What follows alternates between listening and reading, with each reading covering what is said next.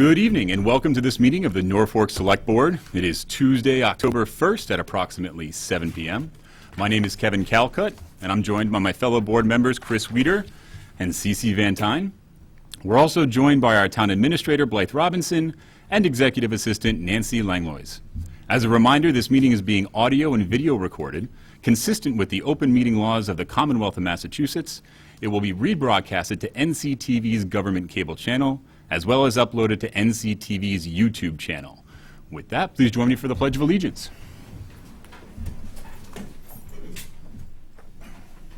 I pledge allegiance to the flag of the United States of America and to the republic for which it stands, one nation, under God, indivisible, with liberty and justice for all. Thank you. All right. It's October. Blythe, what do we have on our agenda today? We have public comment period, followed by Comcast cable license and invitation for public comment on the renewal of this license. For action items, to consider 2 appointments to the Zoning Board of Appeals, followed by considering accepting a federal grant called a SAFER grant to hire 2 firefighter paramedics. To consider a determination under the state's ethics laws about whether or not I can serve as a member of a board called the Maya Board of Directors.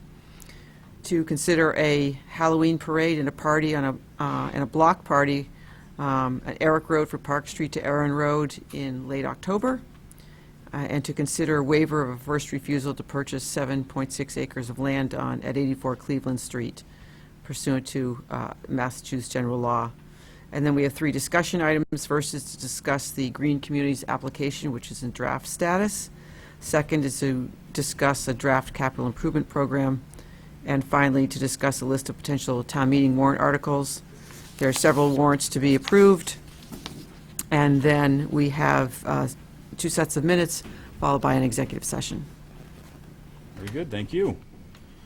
So our first item tonight is our public comment period. For those that are unaware, the public comment period is for anyone who would like to come up and join us for 3 minutes or so. You're able to speak to the board and to the town administrator. We are not able to dialogue with you due to the restrictions placed on the meeting. However, you are able to talk about any item that you'd like follow up on or some additional attention with. That being said, do we have anybody who'd like to speak this evening? Mr. Rosenberg. Please do. And if you could remember to sign in as well. I did actually already. Thank you. I'm David Rosenberg at 123 North Street. I have 3 fast comments. 2 of them are offers to you. The first is to tell you that I continue to want to work on the issue of citizen engagement. I know that that has been postponed from when we started the discussion 2 meetings ago. And just to remind you, please keep it on the agenda. I want to get back to it. The second is to, you may already know this, but to point out that the Division of Open Government, the AG's enforcement agency for the open meeting law, publishes a monthly newsletter called This Month at the Division of Open Government. Usually it's a page or 2 pages and has some comments about open meeting law issues. If you're not subscribed to it and you'd like to be, I would be happy to forward you the email address for subscribing to that. You can also read back issues there.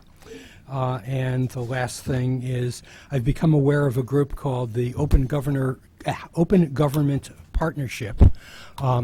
It is an international organization. It has, I believe, 79 countries that are members, including the United States, and it also has local members. I think that I don't know what the qualifications for joining it are. I suspect Norfolk is probably too small to want to formally join it as a member, but the email I received talked about a webinar that they are going to hold for talking about civic society engaging with government and holding government accountable. The webinar that I got email about got postponed and is going to be scheduled. Again, I'd be happy to forward that email to you or any members of the public who are interested in seeing that to potentially tune into the webinar. That concludes my comments. Thank you. Very good, sir. Thank you so much. My pleasure. Do we have anybody else for public comment period this evening? Going once, going twice, and we are done with public comment tonight. The next item on our agenda is the Comcast cable license. This is a public comment period in regards to the renewal of said license. Blythe, is there anything else we need to know before we start?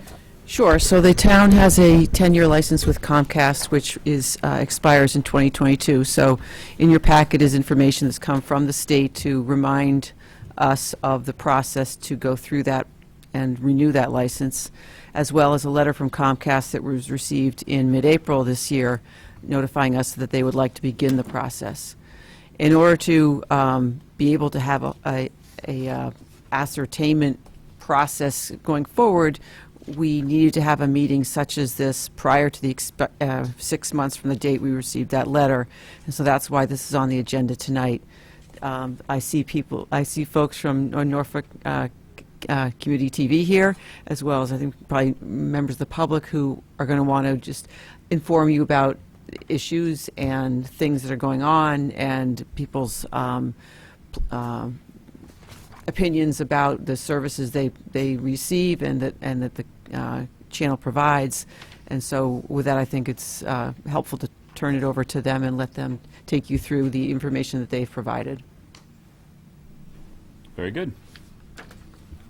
So are we starting with a presentation of some kind, or? Yes, Jen, I believe, is okay. Am I using this or sitting over there? Whichever you prefer, completely up to you. Hello? Okay, hello. My name is Pamela. If you just hold the microphone up by your Oh, mouth. yes. There you go. Perfect. I'm supposed Thank to know you. that. I'm a singer. Hi, everybody. And we have some people here to support us and speak, and Jen will introduce them. We have a packet which you all have, which Katie Jefferson put together, and they did an excellent job, so thank you. And so the overview is, as Blythe said, we have an ascertainment process which needs to be done, and there are deadlines and things need to be done in certain order. So we are, there's a formal process and an informal process. So we are wanting to be able to do both, and I think Jen will explain some of that. So the overview is for the next 30 months, NCTV will work with the town and the Norfolk Select Board, to assist in securing a renewed cable contract with Comcast. The purpose today is to provide an introduction, a summary of our impact over the course of the existing license, and a few needs that we anticipate during the next potential contract. A formal and more detailed public hearing will be forthcoming within the next 24 months to help ascertain additional needs in our community to ensure that people of Norfolk are being adequately served through the renewal agreement between the town of Norfolk and Comcast and us. And you all have the packet. I don't know if you've had a time to look at it. We've had some edits and additions since it was originally sent out to you. And with that, I will turn it over to Jen. Thank you. Thank you. Hello, everyone. My name is Jennifer Jacobs. I'm the production coordinator for NCTV. I'm going to just quickly highlight a few points about the impact we've had on the community, as well as the future needs we're hoping to get through this contract negotiation. So just a little bit, we are public access television, so we are on the PEG model, which is public education and government. We are filming this government meeting as we speak. We have one of our employees in the back right now, and we find that government especially is typically a one of the most needed parts for the community. People can't always attend meetings, but they need to know what's going on in their town. So this gives them access to that kind of information. For public, we do a lot of the school events as well as community events, and really anything that anyone wants to create, or PSAs and things like that to get nonprofits word out. Our education channel is currently rebroadcast from Rentham, so it mostly consists of King Philip Regional School sports and other content, but that right now best represents our Tri-Town school system for the grades 7 to 12. So some other things that we just want to make note of, we are here to create access to free speech. So we have all kinds of shows, and people are encouraged to come in and create anything they want, within reason. And we have a proven history of finding a way to say yes to almost anything in the name of free speech. As I mentioned, access to information. That's a key pillar of NCTV's values, and we strive to provide multiple ways to engage people with local content. We also put all of our content on YouTube, and we provide DVDs at a small cost. So we try to make everything as accessible as possible to people. We also provide youth programs. We do that up to 4 times per year, so this serves in our own way of education to the community. We teach critical, creative, and technical skills, and we end up coming up with some fun videos with them most of the time. So it's a really fun thing. And media literacy, we continually do partnerships with other locations like the library and the senior center. We're always striving to teach people skills and really help people understand things like fake news and how to be critical about media. Historical preservation is just one more item. We are currently digitizing most of our tapes and mediums that are not very accessible anymore, so people can access them again. And we have the ability to look back over years and years, even whether that's government or someone is getting older and they want to go look at their old school videos. It's just one more thing we offer. One other thing we wanted to note is that we actually have won some national awards as well. That included Alvaro Tobar, Jordan Tynes, Marissa Antosh, and Ann Phillips, as well as the staff. And that was for the National Hometown Media Awards that we won in 2018 and 2019. So we're proud of our programming, we're proud of what we teach people, and there's some evidence that other people are liking it too. All right, moving on to future needs. So when we're negotiating a contract with Comcast, the idea is that we're thinking about our future needs, and we're using what we've done as proof, as a means to say that we deserve and need that for the town. So one thing that we've had issues with continually with Comcast, unfortunately, is the physical connections that create significant signal problems. So it can take days for that to get corrected, so people are going without any access to the channels, the broadcast channels, when that happens. So we're looking for ways to improve that, and specifically we'd like to be able to provide video in HD. We're filming all of that in HD, but we're not able to broadcast it that way because Comcast does not give us that ability. They also don't provide our programming in the electric program guide, which maybe people are familiar with when you go on your TV and you want to see what's coming up next. You go to the program guide that shifts through all the channels. We unfortunately we don't have access to that. We've done our best. We've put the schedule online, but some people who maybe don't go online much don't really have a way to get to that. So we're hoping that we could be included in the electronic program guide as means to be more accessible to all people. The last thing that we noted in here is that we would really like to update our town hall setup in here. So right now we have the 3-camera setup that goes into what is a pretty old system in the back. It would be great to update just one part of this as we go, but once we update one part, we find that that won't be compatible with the rest of it. So we're either patching things and spending extra money that way, or we can try and replace the whole thing and get some real life out of that. Since government seems to be and is such an important part to the town and us recording that and getting that out to the people. We'd like to be able to film it in a higher quality, in a way that's more reliable. Eventually, these things will break down. We also will be looking for funds to, we're creating the community room next door as we expand into the space. We don't have a ton of updates on that right now, but that is just one more thing that we are hoping to seek support for.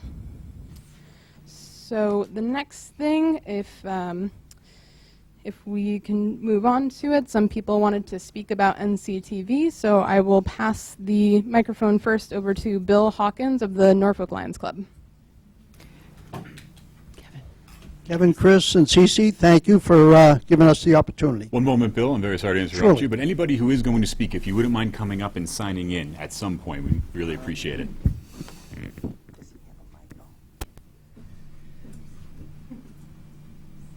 I hope I didn't throw you off, Bill. Sorry. That's all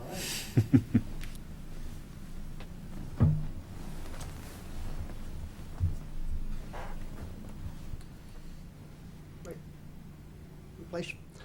Thank you for having us here. Thank you for the opportunity to speak on behalf of NCC and represent the Norfolk Lions. We've had a really supportive and collaborative relationship with NCTV for many years, almost as long as I've been in the Lions. And if I look back, it started with just some basic videos. They'd come and record what we do, and we'd see it. Sometimes it would be online. It was nice to fast forward to today. Awesome videos, national award-winning vehicles. One of them was about the making of the haunted train ride. It utilized children actors, children who were members of the members of the Norfolk Lions and others.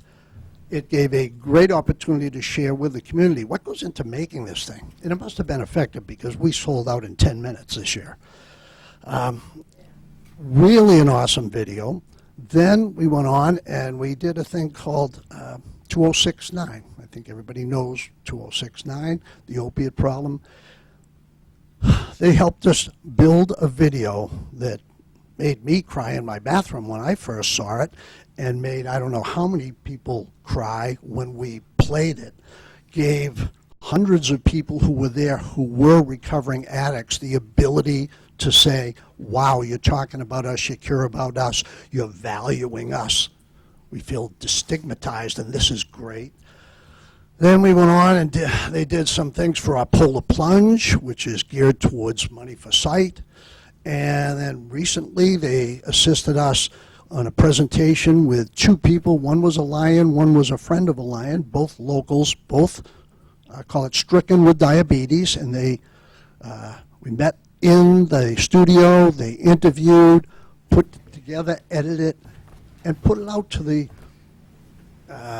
neighbors so that they would know this is what the Lions are doing. This is about diabetes. It's everywhere. So the power of that media has become so strong. What we're trying to do gets probably doubled and tripled through the ability to use their services. Then we do the typical stuff still, where we record things and see ourselves and play them back. I was part of Norfolk Lions Youth Soccer. I don't know if anybody's going to speak to them, but Lions are in soccer. Parents are in soccer. They borrow the equipment. They tape it. It's online. I don't know how many kids and parents are excited about that. Everybody likes to see themselves online. So that's a lot of what the Lions see. Now, the Lions members also said, hey, make sure you talk about the fact that we get to watch meetings like this from home because we can't all be there. We get to see things a week later, anything from meet the candidates to town meetings to you name it. So there's a lot more information that gets shared. And with the importance of communications nowadays, the ever-changing social media and tools available, the fact that we have some experts in town that can help everybody leverage them goes a huge way. And I think it assists the young children in the town who get to play with it, use it, do good things, the adults and the seniors. And we're getting a bunch of Lions seniors more involved. So we just say, if you have an opportunity to continue to support them and see that money out of the Comcast budget goes their way, be a great thing. Thank you very much. Thank you, Bill. Yes, please.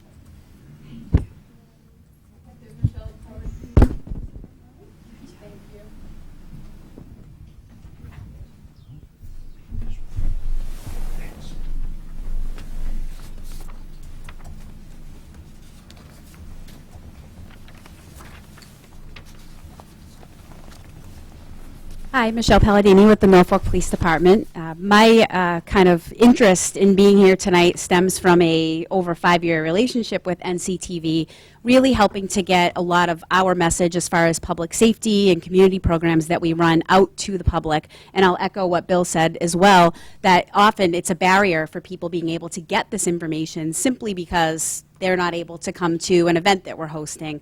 NCTV has filmed, we've done things on opioid awareness, we've done Alzheimer's education, we have a number of programs that we run through the police department that folks wouldn't know about if we didn't have NCTV filming and kind of getting that information out. Not only can it be on the cable access, but it's also online now, so being able to reshare what NCTV posts on their Facebook page has been incredibly helpful for us to push out messages that we have that are in the realm of public safety. And one other kind of thing that I'm going to add is that not only are they filming events that we've hosted, but I have called them sort of in a pinch when we've had public safety issues that we really wanted to get out there. One in particular I'm thinking of is the clown scare from a couple of years ago. We had a lot of children that were frightened, thinking that there was, you know, some terrible clowns running around the town of Norfolk, and it was getting quite to be crisis mode. So I called NCTV. I said, what do you guys think about doing a PSA? You know, I think we should really push something out. They said, can you come down in 10 minutes? I said, I'll be there. And we got that filmed, and from a lot of parents in the community said that was incredibly helpful, and then helping to ease their children's fears. So I can't say enough about NCTV. I'm thrilled to have them as a partner in public safety, and thank you all very much. Thank you.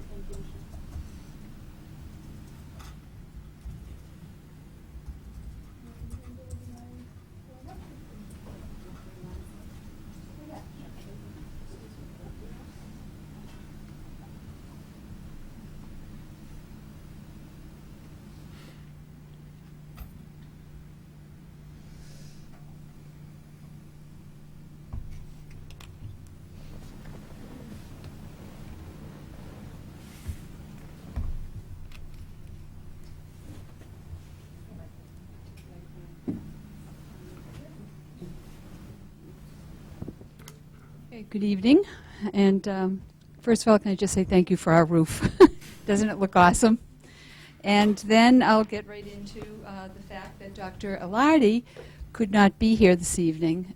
So I have a letter that she wrote in support of NCTV. She was called to attend a meeting at King Philip District, so she was not able to be here herself. It says, to whom it may concern, it is my pleasure to write this letter of support on behalf of Norfolk Community Television. NCTV has been a long-standing partner of the Norfolk Public Schools in sharing information with the public regarding our educational programs and services. Each month, the NCTV films and broadcasts the school committee meetings.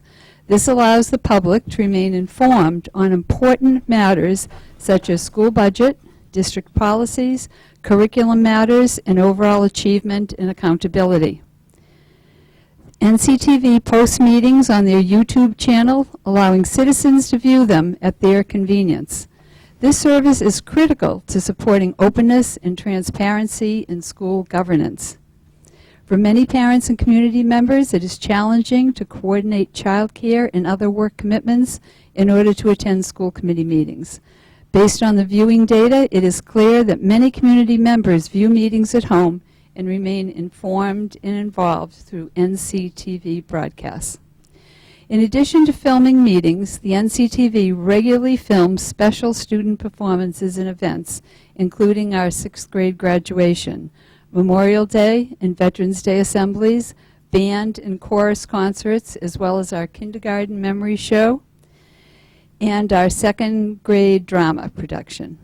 Parents cherish having these special moments in their children's lives captured and available to share with family members who live far away or are unable to attend the events in person. Some events are not open to the public as we are unable to accommodate the volume of visitors they may bring. In these cases, NCTV's filming allows parents to watch the events at a later time and enjoy them with families at home. NCTV is a critical partner in helping the Norfolk Public Schools build solid partnerships with our families. We know from research and from experience that having a strong homeschool connection is important to enhancing students' learning and growth. NCTV has been more than flexible in accommodating and filming events on short notice and in responding to the needs of our district and the community. It is my sincere hope that their contract will be renewed as the services they provide to the town of Norfolk and to the public schools are invaluable and irreplaceable. Sincerely, Dr. Ingrid Alari.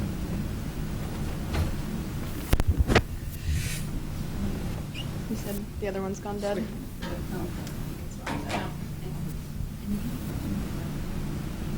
Oh, okay. You want to read the letter from the two of you? Sure.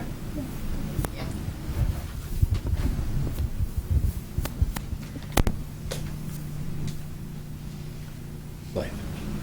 Do we want to pass that around so people can sign if they plan to speak so they don't have to? Sure. Thank you.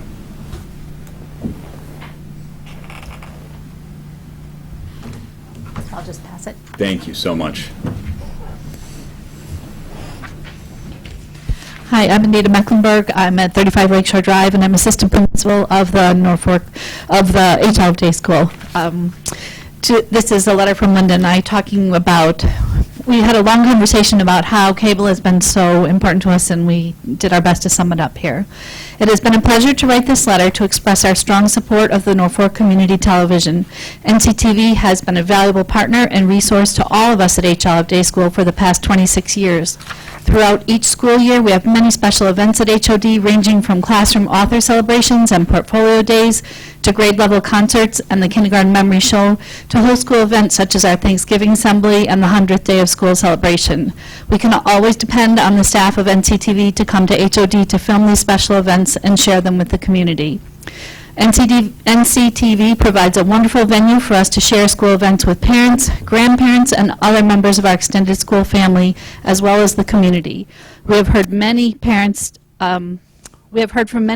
about how much their families enjoy watching our gatherings and performances, especially when they live a distance away and would not be able to attend.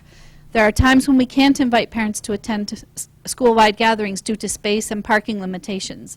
Viewing the events through NCTV allows them to see the events that their children participate in and attend. When parents do attend a performance, they are told that it is filmed for NCTV, they can be fully present rather than trying to film it themselves. Even though our students participate in performances and assemblies, they also enjoy watching them later with their families. It provides them the opportunity to tell their families more about the presenters and or what took place. The sharing of these videos strengthens our homeschool connections as well as family connections. We thank Katie Jefferson, Andrew Barker, and Jen Jacobs for their willingness to come to HOD to film our special HOD happenings, even on short notice. They're truly members of our HOD school family, and we acknowledge them as such at our school family gatherings. We look forward to our continued collaboration and work with them in the years to come. Therefore, we strongly support the renewal of the NCTV license. Thank you. Thank you. So that is everything we had planned for tonight as far as our agenda for this. If other people have comments or questions, please ask them. And we did have some additional letters and attachments that can be seen online. I believe they're already up, yeah. But they just kind of express the similar sentiments, and we do have the graphs that show just how much programming we do each year, and it just shows the data in a little bit more of a digestible way. So thank you so much, and I'm just going to pass this off to my board member, Jill. Stereo. Okay. Hi, I'm Jill Lawrence, 17 Chickadee Drive resident and also a board member at NCTV. I just want to thank you very much for listening to us tonight. And I just wanted to make one quick point, which is that sort of the point of or the overarching part of NCTV is that it gives the community access, and that's why it's called cable access. And I actually didn't learn that or know anything about it until I joined the board. And that access gives the public the opportunity to create shows, record shows, be involved in community media, as we were just demonstrated by, especially by the principal and assistant principal, that it gives parents of kids, elementary kids and KP kids, the ability to watch shows and view their events. Also, senior citizens and maybe homebound residents are able to participate, you know, whether it's town meeting or other more subcommittee meetings or just town events in general. So I know that the state initiative for cable access goes all the way back to the 1980s. And I apologize if I'm repeating because I wasn't here earlier because I was coaching. And I apologize for my coaching clothes. But this state initiative, the point is giving the access for each town to be able to participate. And as you know, with Comcast and Verizon putting in their lines, it was sort of this, you know, a negotiation or a way to provide access to the town members, the town residents. So we thank you, all of us from the board. We thank you for your support in this upcoming ascertainment process and negotiation. And thanks again. Thank you. Okay, good job. Okay. Both of us are president. I don't want it.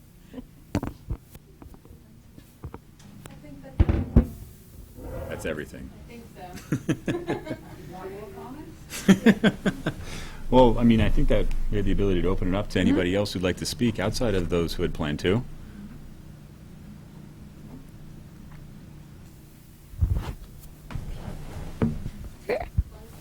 Yes. Donna Jones. I've lived in Norfolk since the 1960s. I worked in Boston and other towns besides Norfolk. I lived here, but I didn't feel connected to my hometown until 1994, when I discovered NCTV. I was thrilled to learn the technology for free. I was welcomed as a volunteer and gladly covered local government. A recent topic in town is how to get citizens involved in local government. NCTV was how I did that. I became involved and learned local government that way. As I said, I hadn't been feeling connected to my hometown. By recording the events, I learned and met a lot of people in town. I've covered school events, Girl Scout events, church events, fire department, police department events, covered some of these meetings. And it's, I think it's vital for the local people to have a chance to have the connection. Thank you. Absolutely. Thank you. Is there anybody else who'd like to speak? I just want to ask if you have any questions. I just wanted to ask if you had any questions that we could answer. Mine as well. Okay. David? So very briefly, I think NCTV is great. I strongly endorse them. I have a question about the process, which I don't understand. Can somebody explain sort of what the select board's role is, what NCTV's role is, how that relates to contract with Comcast? So the contract is actually between the town and Comcast, and presently as it works, the monies that come from cable franchise fees flow through to NCTV to help support their initiatives. But it's the responsibility ultimately of the town with NCTV's support to renegotiate that contract. So it was required that if we wanted to start a process, a more formal process, we needed to, within 6 months of the letter from Comcast, which came in mid-April, to have this meeting tonight. So that's what we're doing. And as was mentioned at the beginning of the presentation by Jen, there's then the opportunity to have a more formal process to ascertain anything else we need to know about the service that's provided and the needs of the town through NCTV to be able to do that as we embark on that negotiation. Thank you. Anybody else wish to comment this evening? All right, in that case, thank you very much to everybody who spoke, presented, and prepared stuff for tonight. Thank you. All right, our next item this evening is to please consider appointments to the Zoning Board of Appeals. So as was mentioned at the last meeting, late that day, we had received 2 applications, and they're both in your packet. One from Dr. Tristram Carpenter, and the other from Ms. Josephine Kardahi, if hopefully I've stated that correctly. I've been in touch with both of them by email. They're both had planned to be here tonight in case you wanted to speak with them or had any questions. They're both interested in being considered for the associate positions on the ZBA, which would be through the rest of this fiscal year to June 30th, 2020. There are 2 associate positions that are available. Is that correct? Correct. Correct. Would you like to bring them up one at a time to ask some questions, or in tandem? I can bring them up in tandem. Okay. Dr. Carpenter, Josie, would you like to come up and join us?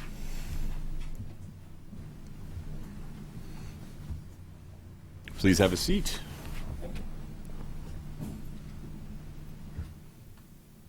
Thank you for joining us tonight, and thank you for your interest.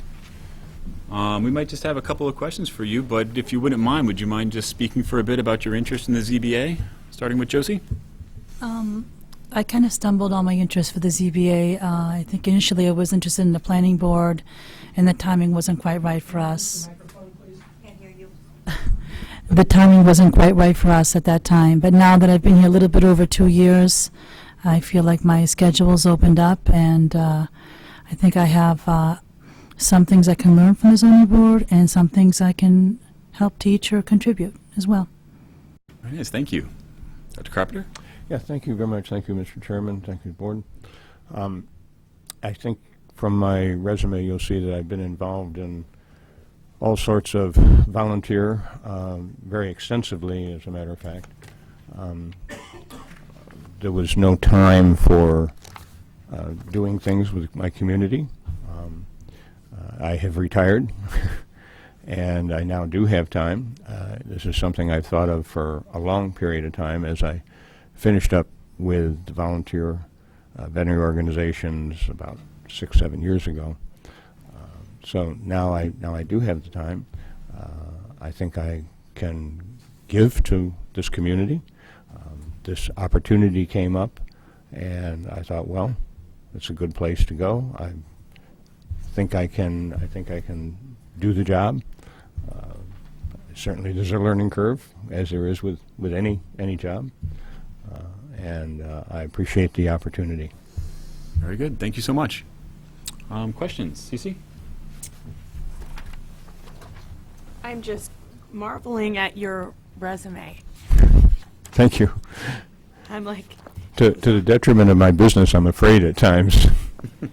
Well, but it shows a clear ability to do a main thing and some other significant things in tandem that all sort of, the fly fishing at the same time as you're running a business. It's interesting for whatever reason. Did you, but I guess I would ask, what do you think about being a businessman who owns their own practice, right? I'm assuming the Walpole Animal Clinic was your practice. That and the Norwood Animal Hospital. And Norwood Animal Correct. Hospital, that's right. And I actually started a practice in Walpole, but closed it.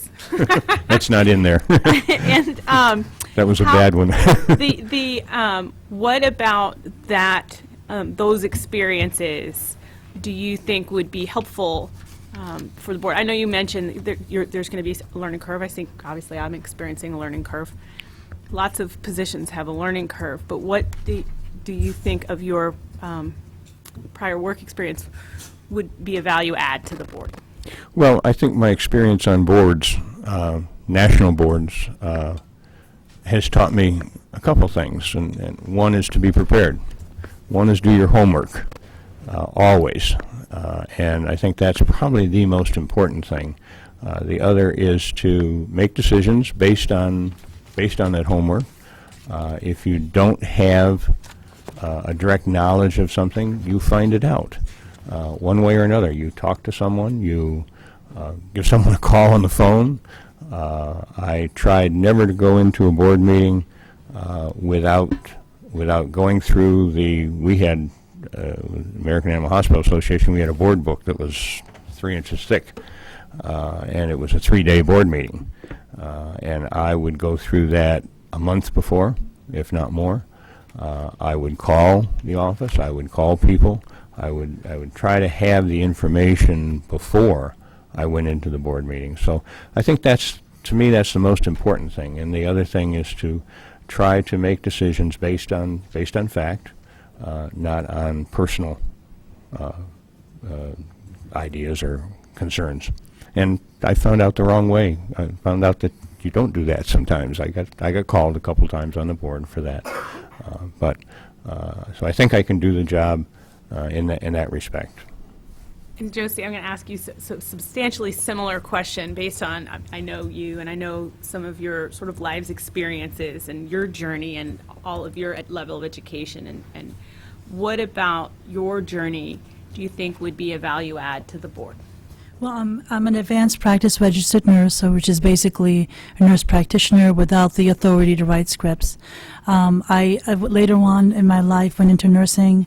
I have a degree in pharmacology from before, but I've been dealing with the public and health of, public health in general, and safety has always been part of them, the forefront of my nursing practice, and safety is also part of my investment practice. I'm a resident practice. I mean, I'm a resident here in Norfolk. I know nobody really knows me, but I own and manage 13 units in 2 different states and 3 different cities.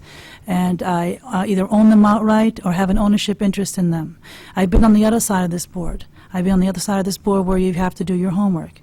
Land use, non-conforming 3 families, disputes where builders that were developing around me didn't have an appropriate survey or didn't pull a bond with the town.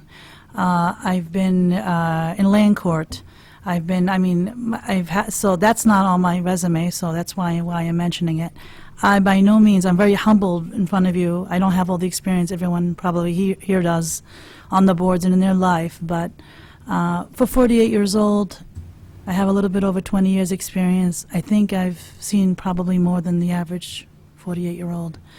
I owned a gallery at Riverwalk in East Walpole Center. That building with the white pillars was mine. I owned it with my ex-husband years ago. Vaza Construction went and built the 55 Inova development behind me, and I worked a deal with the developer so that I can sell a part of my land because he wanted it and he wanted to add to that project, while at the same time making money, but also walking away from something that I could feel proud of. I, negotiated really hard. I didn't want to just, have, 40 Bs or 55 and over and I'll sell and I'll leave. I was able to make money and then leave something beautiful behind me. And that was in a very stressful part of my life where I was married the first time. I was getting divorced, so we had to sell the building. We sold the land, separately. The lawyers weren't doing the work for me. The real estate was useless. I did it on my own, and that was at a really, really stressful time. So as they say, baptism by fire, if I could survive that, I could survive anything. I've seen a lot of things. I've seen a lot of shady things with neighbors. I've seen shady things with developers, but at the end of the day, it really is about safety, being able to live with the decisions you make, and making, the appropriate research, and not acting like you know everything. I will never, ever say, I know it. If I don't know it, I'll say I don't know it and then do my research on it, because we don't get another chance to do this. Norfolk is in, a period of transition right now. The decisions we make is going to affect, our community probably for the next, 20, 30, 40 years. So, I'm not against development, but, whatever we could do to work with them or and at the same time walk away from something beautiful that we're proud of, is the way I would go. Thank you very much. So. That's the only questions I have. Chris? Dr. Carpenter, you're a direct abutter to 144 Seekonk Street, correct? Correct. Okay. Which you obviously are aware that you would not be able to participate. Oh, I would recluse myself from anything that I had personal contact with. That goes without saying. Okay, yeah. And I guess my concern with both of you is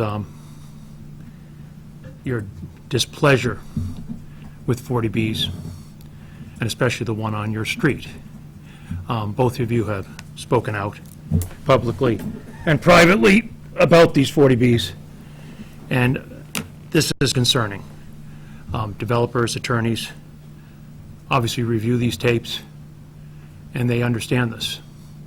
And I don't think either one of you would deny that you have spoken out against 40Bs. Obviously, both of you were involved with the Run and Gun Ranch, which has a special permit before the board.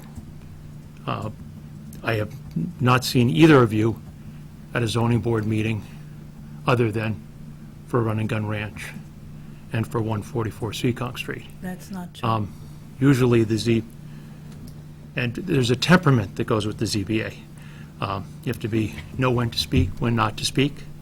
And I think the board has, though both your credentials are outstanding, the ZBA at this time has business people on the board, experienced business people. As I stated 2 weeks ago, what the board needs at this time is engineering, construction, and legal backgrounds. It's a 5-member board. All 5 seats are filled. We have 2 vacancies. I would hate to have an opportunity cost by adding more general practitioners to the board as opposed to what we're really looking for, or what I as the chairman especially is looking for, is experience in engineering and in legal. And that's my concern, is that Dr. Carpenter could not participate in 144, which will be the second largest 40B in town. And we have one member of the board who may have to step down, which you would have to fill those shoes, which you could not, which would leave the board handicapped for the balance of that. And Josephine, I know you had concerns, and I know even in your resume you talk about how you would like to see fresh outlook and a change. One of the problems is the zoning board is a judicial board. I think you were dead correct. The planning board gets to, and I think Kevin will agree with this, gets to think of new ideas, think outside the box. The zoning board, we're restricted very much by our zoning laws. We have to operate within that box. We don't get to vary as much as some of the other boards do. And I think that's a problem where you have a view is it's too much.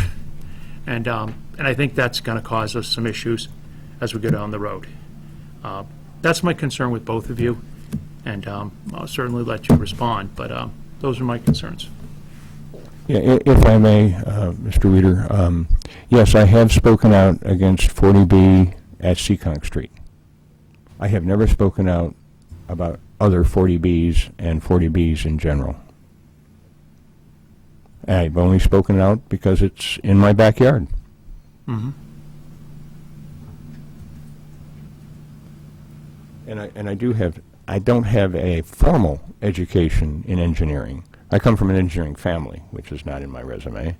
I did, actually, the Norwood Animal Hospital, I did the contracting, the general contracting on that building. I did the same for my home. I do know which end of the nail goes in the wood. I'm not a professional contractor, no way. But I have a general knowledge of how things go together. And I think I can probably pick the rest up. If I don't know it, I know enough to ask. I wouldn't say that I don't like 40Bs.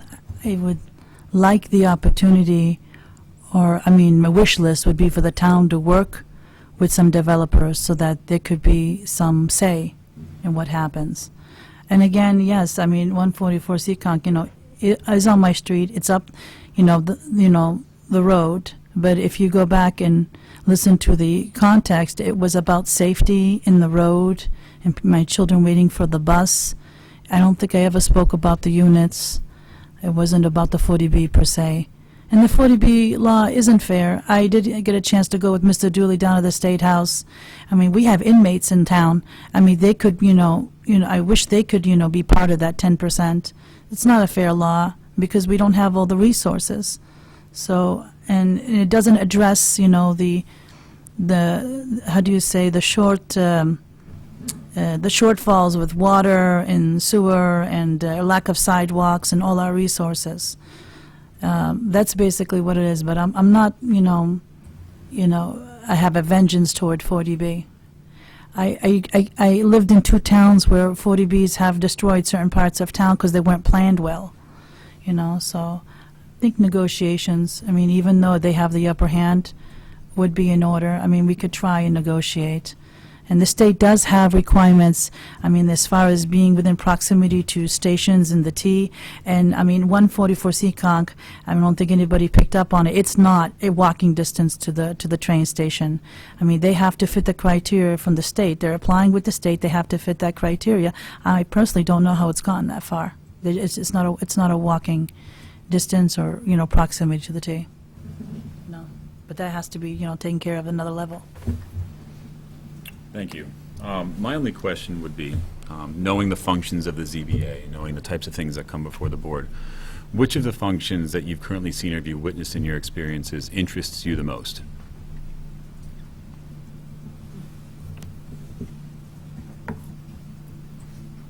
Whoever gets the microphone first. Loss of use, I probably no one really thought about it. I sat down here on a couple of meetings where a property owner lost the use of his property. He lost the zoning, he lost the use because it wasn't occupied for a while. That's an interesting part. I don't know how that could do any service for us in the future, but if there are other buildings in town, you know, that are not being utilized the way they should, you know, then they could lose their zoning, especially if they're in a non-conforming state. So that's interesting. That is, because you have to really think before we just, you know, take a property and then level it to the ground. It's useless. Thank you. It's a balance sometimes, and sometimes those are difficult to reach. The zoning bylaws are there for a reason, and they're there to direct the town in whatever form that town wants to be. People come to the appeals board because they wish to make an alteration in that. I think the board has to be somewhat sympathetic, but yet also has to look at the law.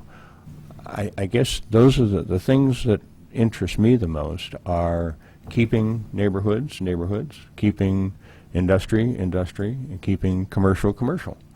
And those are the things to me that make a town what it is. I don't know as if in business and Norwood has a business plan, shall we say, as to what the powers that be wish Norwood or Norfolk to look like. I would hope that they have something, but that's the Zoning Board of Appeals is one of the jobs they do is to continue and keep that business plan in mind, shall we call it that? I don't know if that's what the proper name for it is, but and so that, to me, that's the most important thing. Thank you. Any other questions, comments? No. No, I think, again, it is the Zoning Board of Appeals. It is not a planning board. We hear appeals to the bylaws of our town, and based on fact and zoning fact, we have to make decisions. We don't get to go willy-nilly at it. And we have to be very careful again. We have 2 positions open. We have a potential member who might be leaving us. We would probably be handicapped with either of these choices, I think, based on what we've heard tonight. And I think you have to take that into serious consideration. I've been doing this for 11 years. I've been chairman for 3 years. I have a pretty good handle on the makeup of this board. I think it's very important to balance out this board with appropriate people. I mean, years ago, the zoning board was one of those boards that the applicants would come before the zoning board. They would be reviewed by the zoning board. Then the zoning board would put forward to the Board of Selectmen applicants based on discussion within the zoning board. The town has changed, so that process has changed. But I think you have to understand that. that the zoning board, again, the makeup of the zoning board is rather unique, and it is a board of appeals. It is not a planning board. We don't get to do planning. We don't get to contribute in planning. We have to make decisions based on the law. So I think that's very important. Blythe, do we have any more applications in the queue? Not that we've received, no. How long have these positions been available? One position just became one has been open for probably 3 months when 3 months. Bob Luciano moved out of town. That's right. And Medora Champagne, our last meeting was September 17. So they haven't been too long. Yeah. And we just found out that Devin Howe, who is our 5th member, who is in engineering and training, he is contemplating moving into Boston. And he is actually our engineering backbone and an unbelievable member with regard to the 40Bs. So that's our concern. Chris, how often is the ZBA meeting right now? We meet twice a month. And that commitment works for both of you at this point? Okay. So, since we're all sort of ruminating, I know that you sort of said that temperament is important for the ZBA. That's interesting. Found that was an interesting piece of information. Other than seeing someone sort of quickly chime in and then withdraw, I didn't see anything today that suggested anybody's temperament from the applications was remotely a concern. I had always viewed the board as a place that sometimes things get heated, but that was okay too. I think that every board, new people coming on, new blood, has a learning curve. Certainly, I had never been a selectman before. Neither had you. I'd never been a moderator before I was a moderator. I'd never been any number of positions before I did the research and I went and did the research. I completely hear what you're saying. I'm just sort of arguing the counterpoint. We're not going to agree on it, but I get exactly what you're saying. I think that these are associate members. I think that they're, other than one other applicant that I felt was not appropriate for the position, there's nobody else coming, and they have incredible curriculum vitae, and I think that they would make excellent members. So those are my 4 cents. From my perspective, I think both of you have the right intention. I think both of you have the ability to serve on the board appropriately and can be able to contribute. Dr. Carpenter, I do feel that your conflict and your inability to contribute to the 144C Con presents an issue for me. That is going to be a large issue in front of the board, and if given the opportunity with needing somebody to step in, if you're unable to do that, then I don't feel that we're really filling the position with what it's intended to be able to do in the future. So from my perspective, while I think that you have a fantastic range of experience and you have so much that you could contribute to the town, at this time in this role, from my perspective, I don't believe it's correct. I understand. And maybe the position will come up later. Absolutely. I do hope that you would then show interest once again. Thank you. Does the Board of Health have a open position right now? I don't think so. No, they don't? They have a Filled it. 3-member board with no alternates? They don't have alternates. I met with them yesterday. Because I think you'd be outstanding on the Board of Health. Doesn't mean you can't go to their meetings and show interest and contribute. Now, mind you, I'm just speaking as one person, and we'll take a formal vote in a moment, but I did that's want to fine. make sure that I No, outlined no, that concern. that's fine. And of course, anybody who had a conflict would have to recluse himself, Right. no matter what, whether it's just happens to be that one.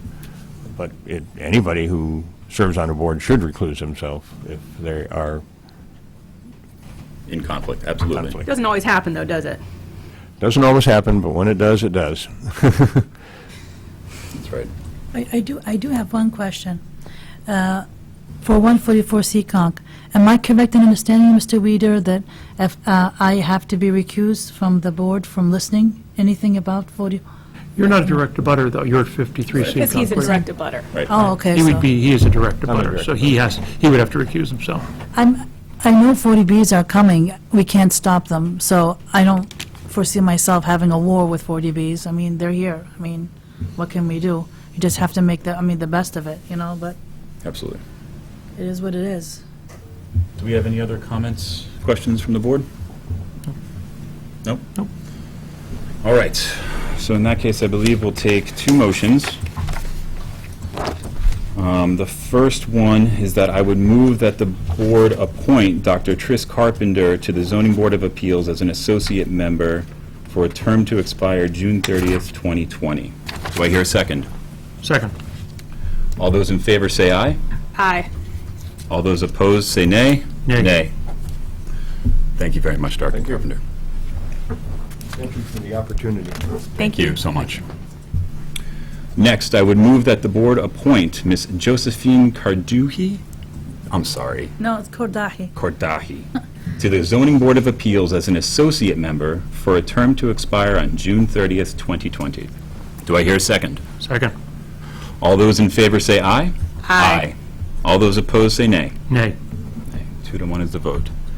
Thank you very much, Thank you Josie. very much for the opportunity. Thank you. She should, Blythe, she should be sworn in tomorrow by Carol. Should she go down and see Carol?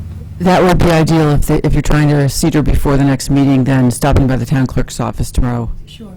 I'll call her and see what time I can. She's. I will. And then we have a meeting tomorrow evening. 7 o'clock. Welcome aboard. Right into it. Okay, I'll see you. Thank you, Josie. I miss donuts.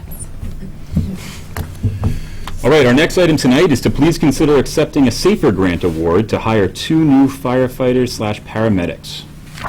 So earlier this year, the fire department applied for this federal grant with the goal of winning it to enable the town to hire 2 new firefighter paramedics.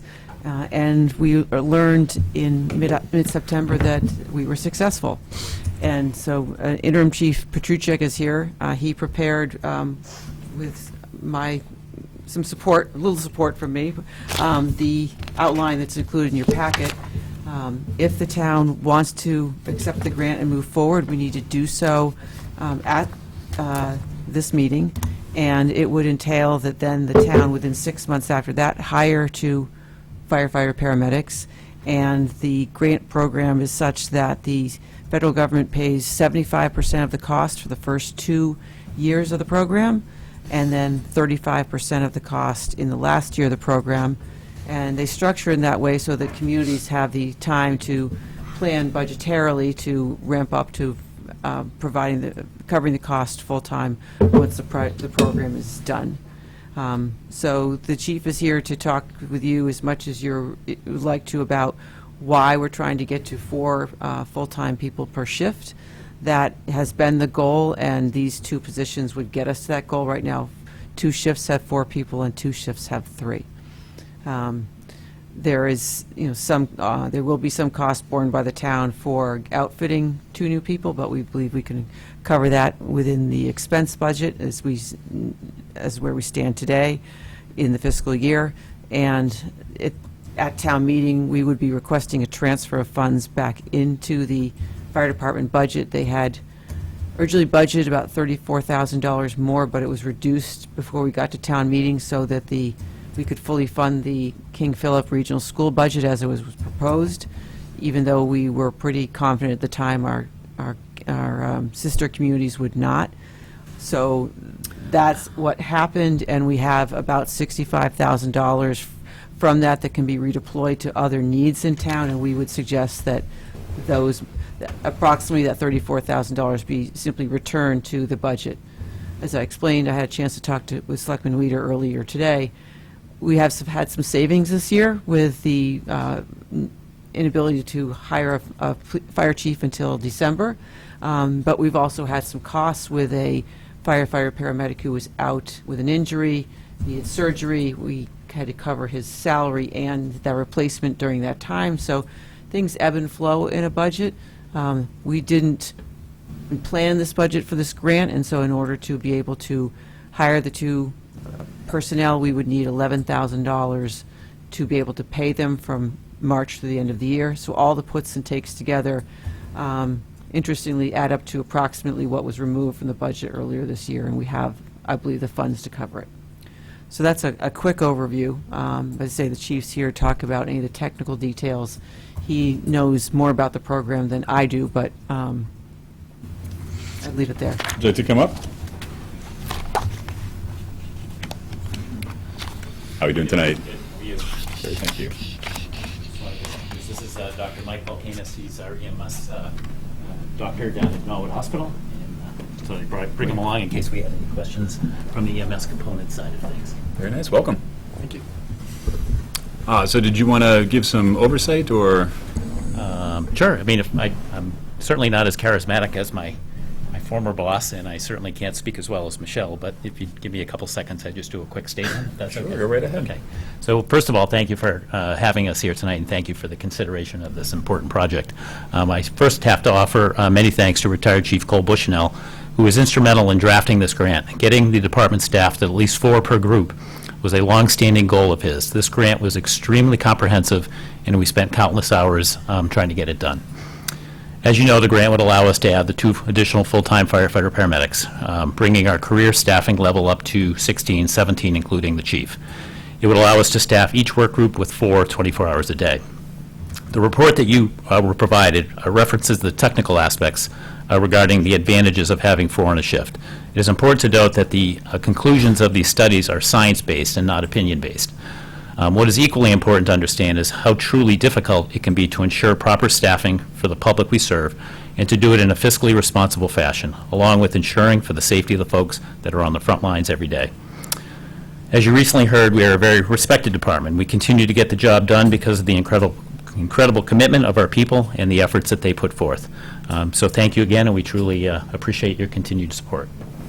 Thank you. Do we have anything to add? Questions? No. Comments? I think it's great.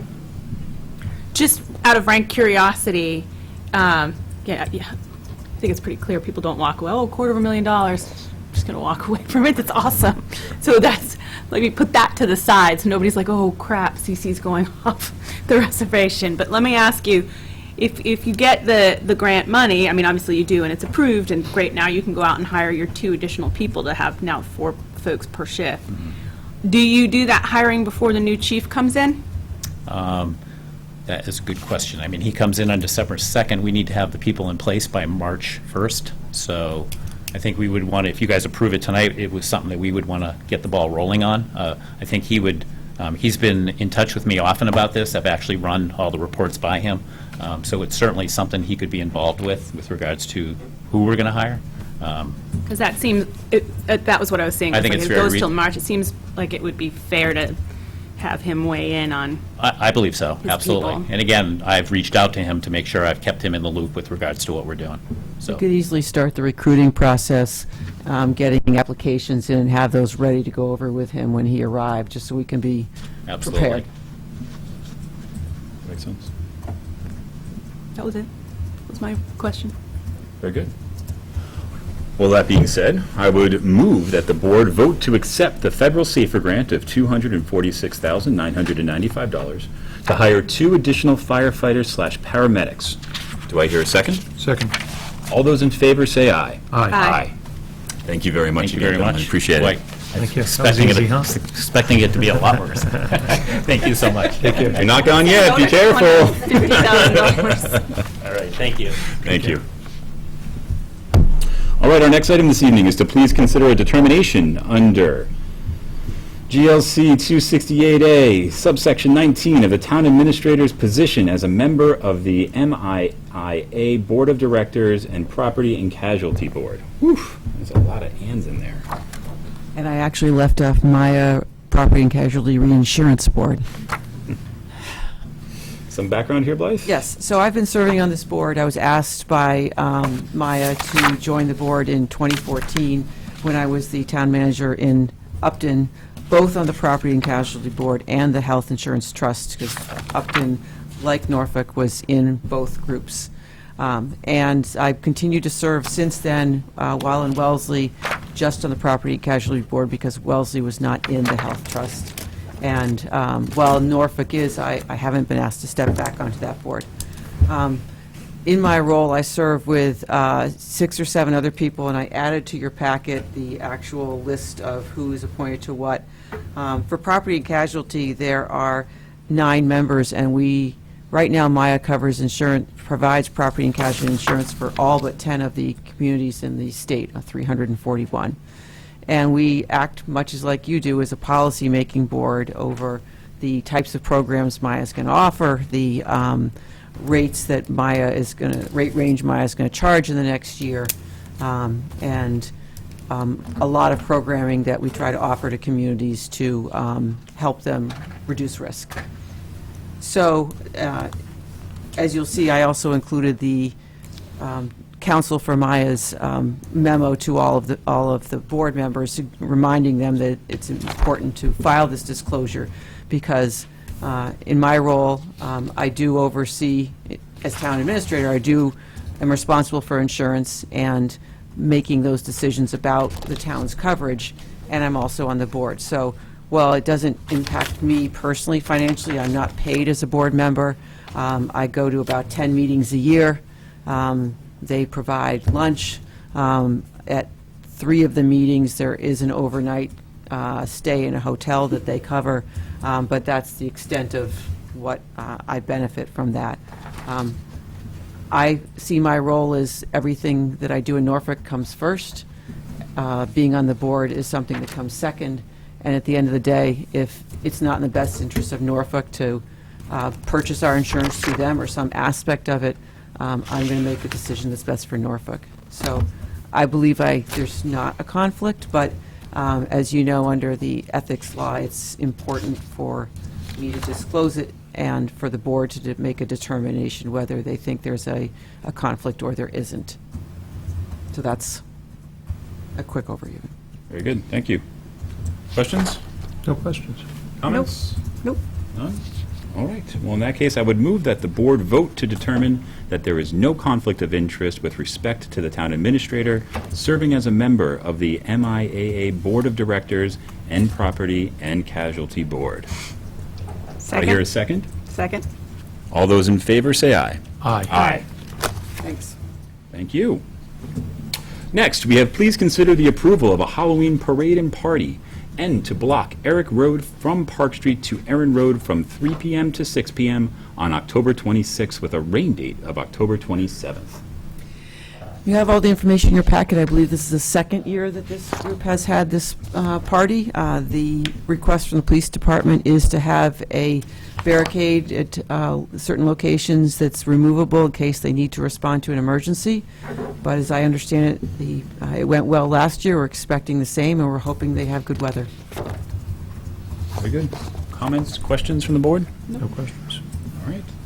Then I would move that the board approve a request for the residents of Eric Road to hold a Halloween parade and block party on October 26th from 3 to 6 p.m., and in order to do so is authorized to block Eric Road from Park Street to Erin Road for this purpose. Do I hear a second? Second. All those in favor say aye. Aye. Aye. Moving right along. Please consider a waiver of first refusal to purchase 7.64 acres of land at 84 Cleveland Street pursuant to Massachusetts GLC 61A.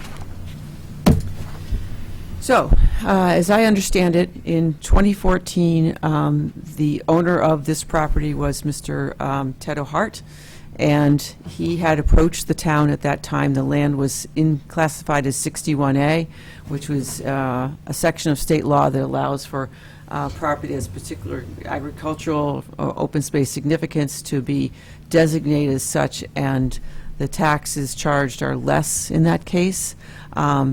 And in return for that, the town obtains the right of first refusal to purchase the land when an owner wants to sell it and take it out of Chapter 61A, and that requires them to come forward with a purchase and sale agreement in hand for the Board of Selectmen to review within 120 days and determine whether they want to purchase the land for the town or waive their right of first refusal.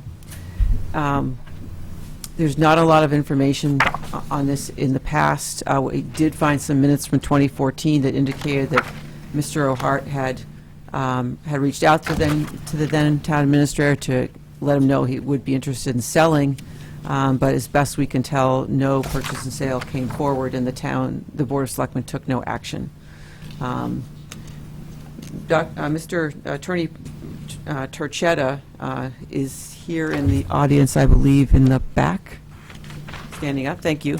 And so, as you probably all know better than I do, that land was then bought, the taxes were paid at some point after that.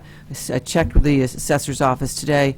They said there was about a 2-year period from 2014, 15 to 16, 17 where there was really, they don't believe anything took place. And I should clarify that the staff in the office today were not in the office when this took place. The taxes were paid, and the assessor's office after that took action. I guess this only came to light because one of the homes that's now there has been developed, is ready to have a closing on Thursday, and I guess the attorney for the buyer realized or came to find out that this step had never been taken. So I think it's probably best to let Attorney Turchetta continue to speak on this matter, because he's the one that brought it to my attention and asked for this to be on the agenda tonight, given the upcoming closings that are going to happen. Attorney Turchetta, if you could just get a microphone and identify yourself before speaking. Thank you, sir. Thank you. Thank you for having me. I'm Attorney David Turchetta. I represent the lender who holds the current first mortgage on the property, which is my interest in it. I don't know how this happened. It is, at this point, I believe it is a paperwork issue. There are 2 ways of record to extinguish the right of first refusal. One of them is for me to serve this board and several other entities notice 120 days before the conversion of the property from agricultural use to residential use. That period is obviously long gone. We have an approved plan on the property. There are building permits that have issued. The road permit is issued. The road has been in for probably 6 or 8 months. Excuse me. And they have a closing scheduled for Thursday. So if we had to give you 120 days notice and let you not respond to that in order to extinguish the right of first refusal, several families are going to be homeless for a while. And while I realize that is not your problem, the problem has fallen on my desk.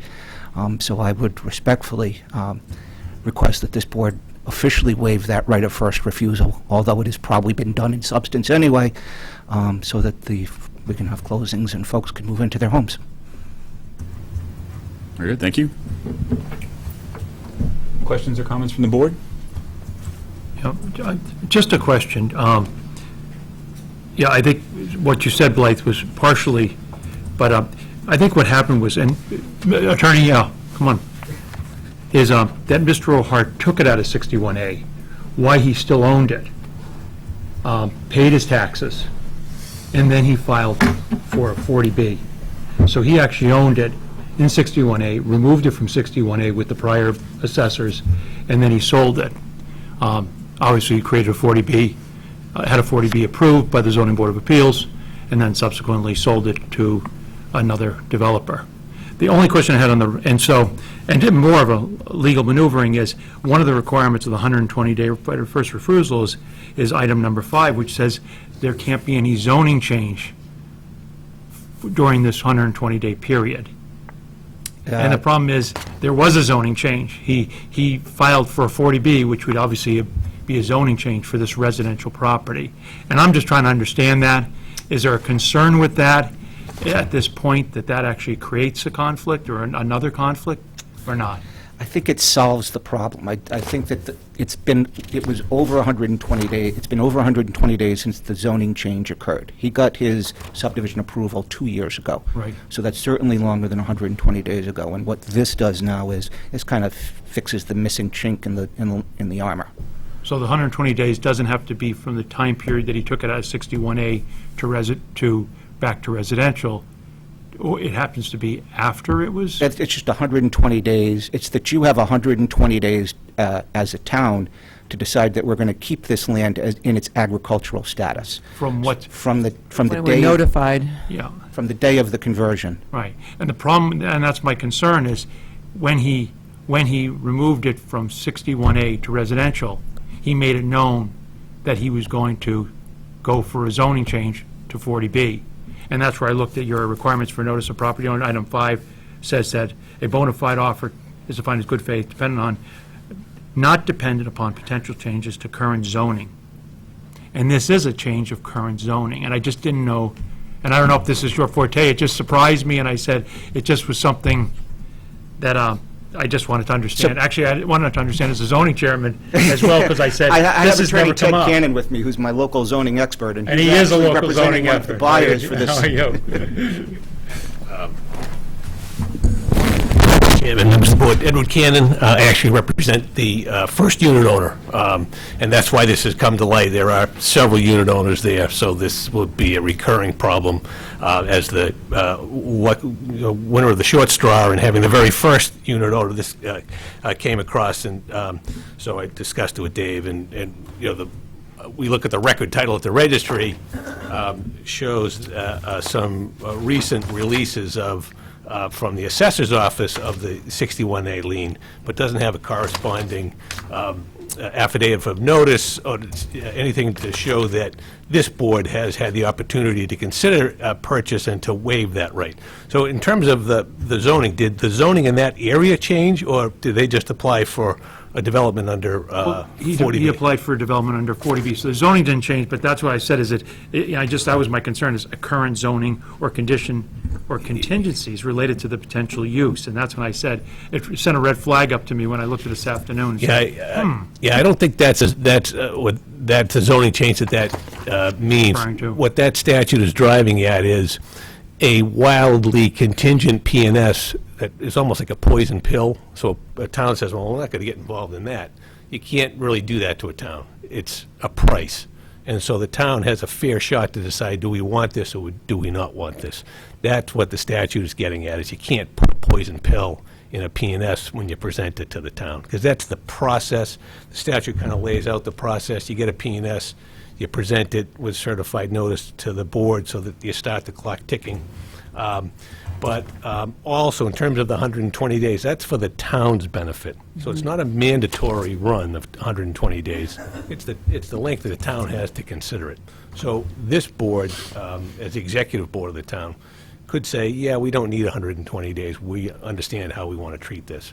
And I think that's what is being asked tonight is, hey, the town never got the notice of the P&S when it was sold from the owner to the developer, but this board has the power to rectify that and can say, yeah, okay, we understand, we waive the notice, and we elect not to purchase the property. That clears up the record at the registry. We can record a letter from this board indicating that. So now we have the release from the assessors showing that the rollback tax, any penalty tax has been paid for when you pull property out of 61A. But now on the other side, we also would have the determination from this board, yeah, we're good, we understand, we waive our notice, and we don't elect to purchase the property. So that clears that cloud on title. So not only for my client's purchase, but subsequent ones, that would take care of that issue. Good. Good explanation, thank you. Thank you. We are paying much closer attention to the list of properties in 61A so that we can ensure that something like this doesn't happen again. If someone wants to sell it, they need to give us notice, and they need to give us a purchase and sale in proper form so the board can properly decide what they'd like to do. The town might have taken a different tack had they been presented with that. I can't know that, but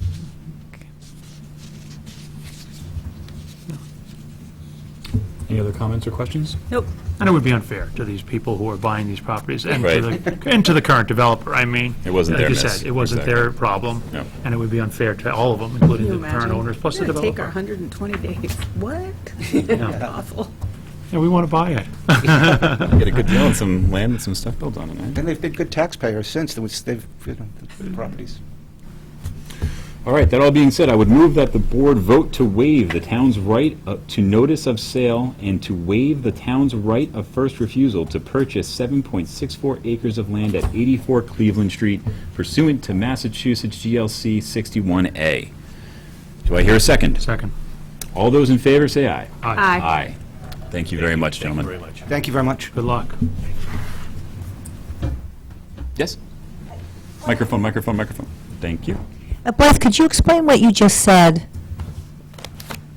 I wasn't here. Something about something should never happen again, and I didn't know what you were talking about. Well, the town is supposed, if an owner wants to take a property out of Chapter 61A, they need to give the town proper notice, and that includes a purchase and sale agreement for the select board to be able to determine within up to 120 days that they want to purchase the property or they want to waive their right of first refusal.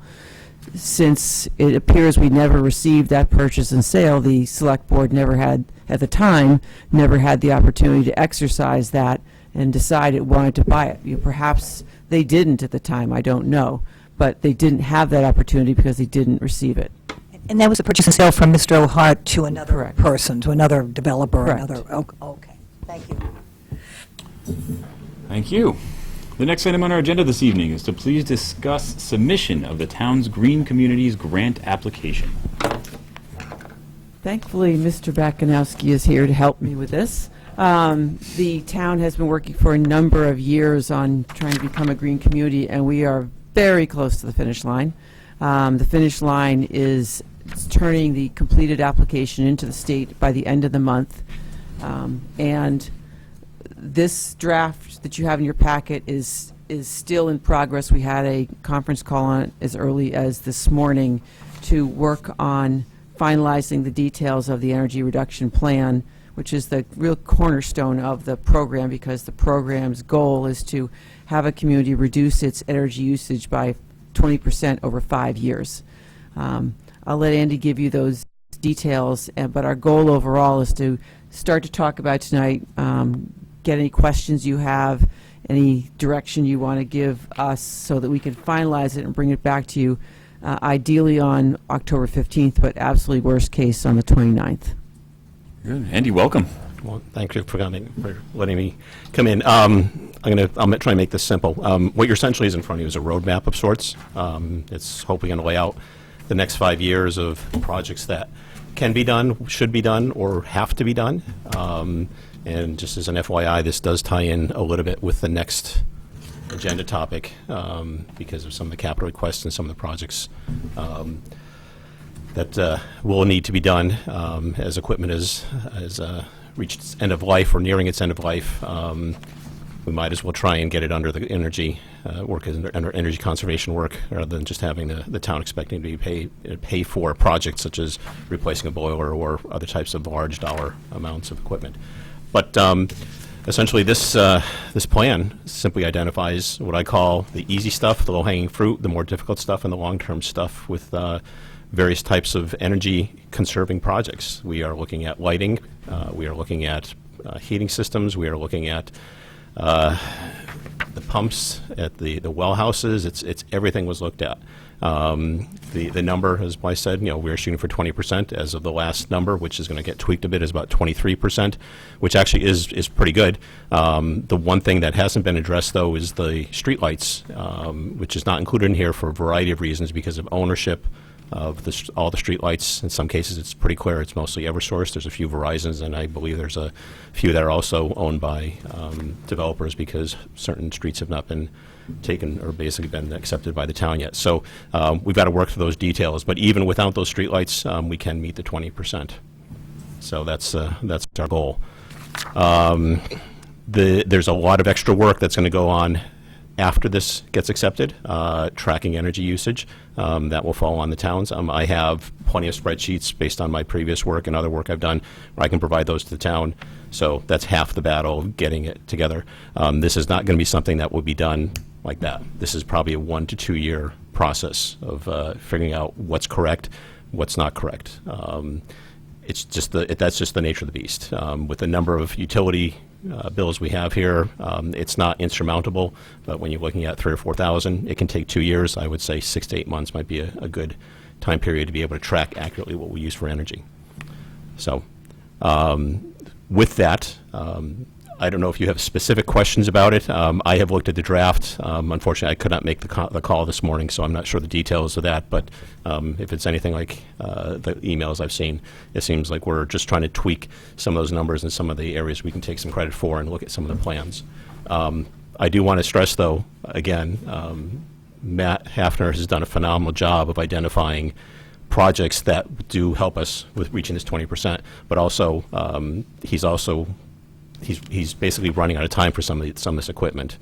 So if boilers do fail, certain equipment fails, we may have to push that up in our schedule. Some of the stuff might have been 2 or 3 years out. It might get moved up to the next 6, 8 months. Next town meeting may have to require a large expenditure. So, I mean, that's the reality of the situation.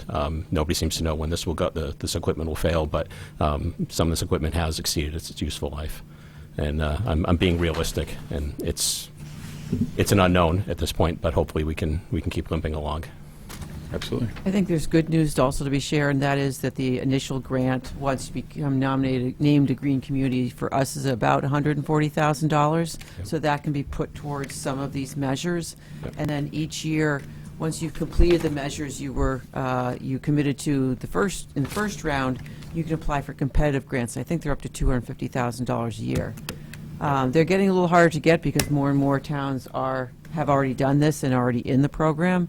But when we start to talk about capital and funding sources, we'll probably be able to identify things that we'll go after in those grants and try to shift the burden of payment from ourselves to what the state can provide if we can win those. So. And I would also say it's going to be a living document. We're going to look each year and see what are the highest, what are the projects that get us the most energy reduction for the best, for the lowest cost, and do those first and pick off those so we can try to get to 20% as quickly as possible. Obviously 5 years, but we may be able to reach it sooner than that if we're able to, through various measures, to get some of it done. Okay. To add to what Blythe said, there also are other programs that the Division of Energy Resources provides for one-time projects, unique projects, I'll call it high dollar, high savings amount projects that can be funded. Sometimes these are worked directly through the utilities. Sometimes they are done partial utilities. Some actually has to be paid by the town up front. Blythe, I mean, you can kick me on the table. I know you can't reach me, but what the town is going to start having to look at and get familiar with is what's called Chapter 25A, which is actually the state regulations that allow certain types of energy projects to be funded through certain bonding, and the bond is paid back by savings. So there's really no immediate impact, and the bond is structured based on the projected savings. It's not Chapter 30, it's not Chapter 149, it's Chapter 25A, and this is something that we should start getting familiar with, because some of the larger dollar items, that's the way to go. It would minimize the impact to the town financially. In the long run and short run. Other things that come up too is there are utility rebates available that are done on a case-by-case basis. The Eversource just is rolling out what they call the Good, Better, Best program, which looks at lighting, where they give you bulbs for good. For better, they give you a fixture and controls, and then for best, if it's a huge project and you're looking at huge savings, they would give you entire fixtures and actually maybe provide costs to cover most of the installation.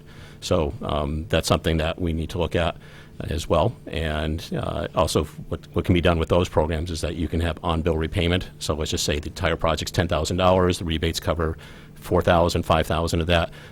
Green Communities funding can cover a certain portion of that, or the rest of it, or you can do online, or basically the billing you get is prorated over anywhere from 2 to 4 years. Typically 2 years is what they shoot for, but if it's a big project, it would go to 4 years. And essentially the savings that you see because of that the energy work would essentially cover that cost you're paying. And typically a 2-year payback is what we'd be looking at, and that would be the first criteria we'd look at. Some of these projects, if you looked at some of the tables, some of the projects, Table 4, has some paybacks. There's a couple that are way out there, 12, 13, 14 years. There are some that are typically under 7, and there's some that are in the 2 to 3 range.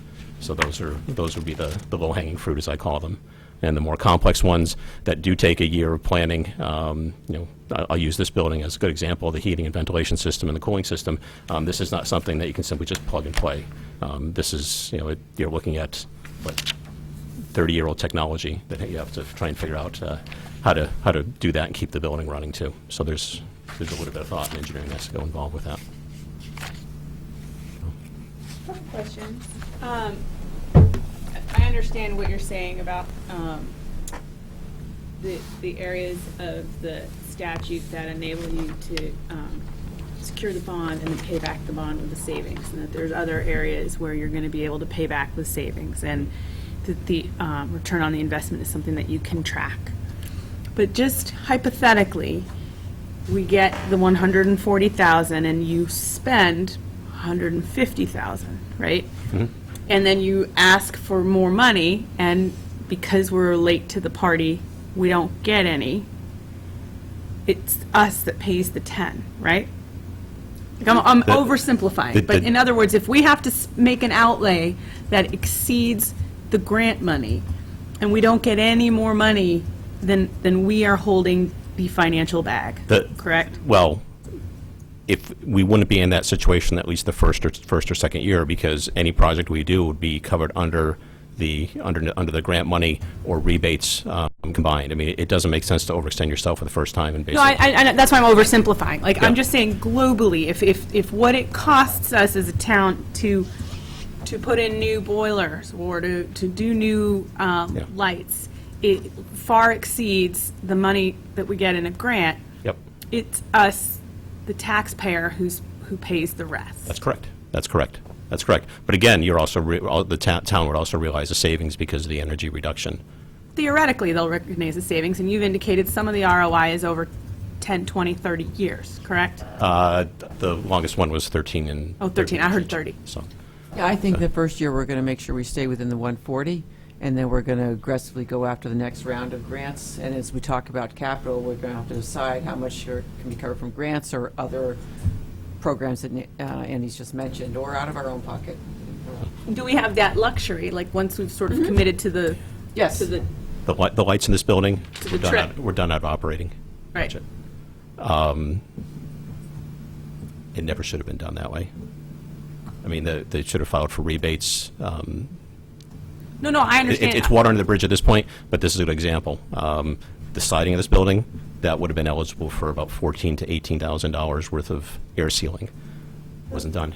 Because the next question I have is, and you touched upon this as well, and again, I'm certainly mindful of the fact that if you have something that's about to age out of the system and fall apart and it needs to be replaced, that's a great place for you to go to pick your first capital item to be fixed. But really, If it doesn't, right, if all of a sudden we're like, I'll use the streetlights, because there was a town meeting a couple years ago where David got up and asked about the streetlights, the budget. It's like I don't know, how many $1 million budget, $30 million budget, what was our budget? The only question we got that year, was, David, I want to know why we don't have solar streetlights. And someone explained what it cost to replace the streetlights, and they're all fine. So if we're going to go and spend the money, and then I know maybe you're going to tell me, oh, no, Steve down at Verizon's going to spend them, and that's great. Steve at Verizon's spending, it's great. Yeah. But if it's Cece and you and him spending the money, then I think, are we committing to like the whole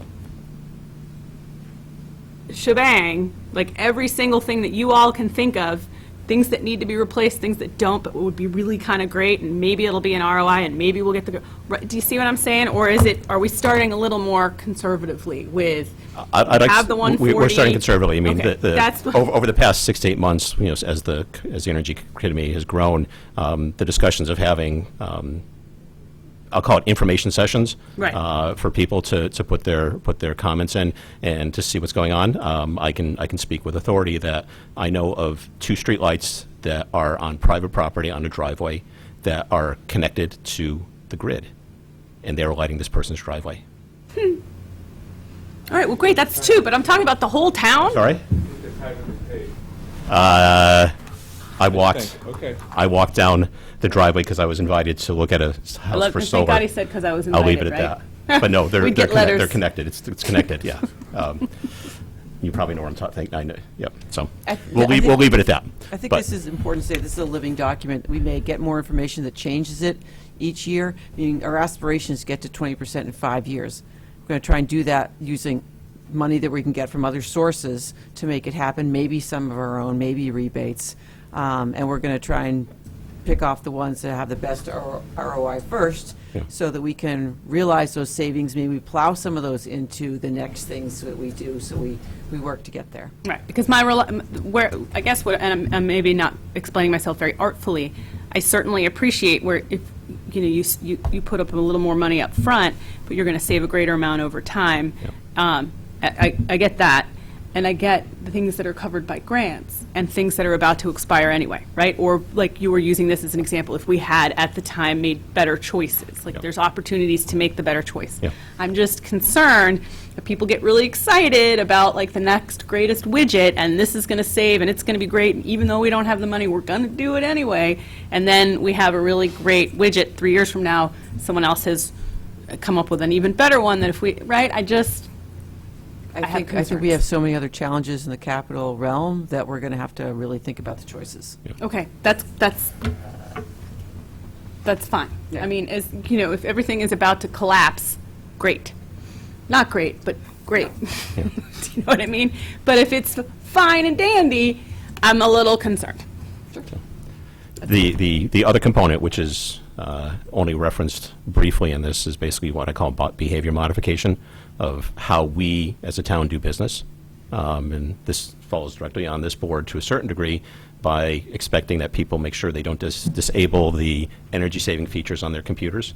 A study was done at UMass quite a few years ago, and this was validated that by people disabling the energy savings feature on their computer, they saved, well, by re-enabling it, was about a $40,000 savings. I mean, you're talking thousands of computers, but to scale it down, it still could be several $1,000s. Here, how we use our vehicles, where they go, that's one thing. But simply turning off the lights. I mean, last week I was in the town hall twice. Both times I came in, all the lights were on here, and nobody was in here, so I turned them off. Well, it's interesting you say that because Chris was talking last week, or it was last week, right? Last week, I don't know, we're here so much. It was fond memories of Chris and I chatting, and Chris was the hugging night? It wasn't the hugging night. It was another night. That was a great night too, though. More than once, actually. Yeah, the hugging. Lord. But this wasn't about the hugging. That's another day. This was about tracking town vehicles. Right. And as you know, they were just talking about different people's contracts, and I was opining, as I do, that we have a ton of town boards that have a ton of vehicles, and Chris thought that it might not be a bad idea to be sort of making sure, I think he was speaking from more of a liability standpoint, maybe gas, but certainly that dovetails with what you're saying in terms of if you, there's like a widget, I don't know. GPS? It's like a GPS, but there's that insurance company, and you see the ads, and they're trying to, save their points, right? It's the same idea. Yeah, Chris and I have spoken about the same thing, but yeah, I mean that's something that would have to be evolving over time, and how we use vehicles. Right. And again, speaking from experience, I mean, when I started doing this energy work back in 2000 with corrections, I mean, you're talking thousands of vehicles, 6 million square feet of space. Where do you start? You start with the low-hanging fruit, and then you move to vehicles, you move to buildings, you move to it can be done. It takes a long time.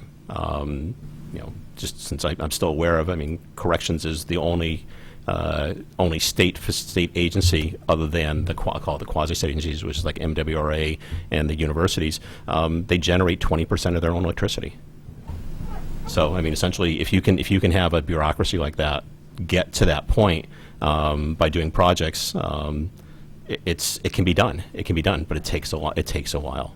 And I'm certainly mindful and appreciative of the level of work that's going to require and the amount of time that it's going to require, but I'm also mindful of the fact that we don't have an unlimited resource base to just assume, right? And I get it. There's certain statutes, like the idea of bond paid back with the savings delights me. Yeah. I'm talking more generally, Yeah. we don't have the money from a grant. We don't know whether we're going to get it, but it's great, so we're going to do it, and that's the kind of thing that makes me a little uneasy.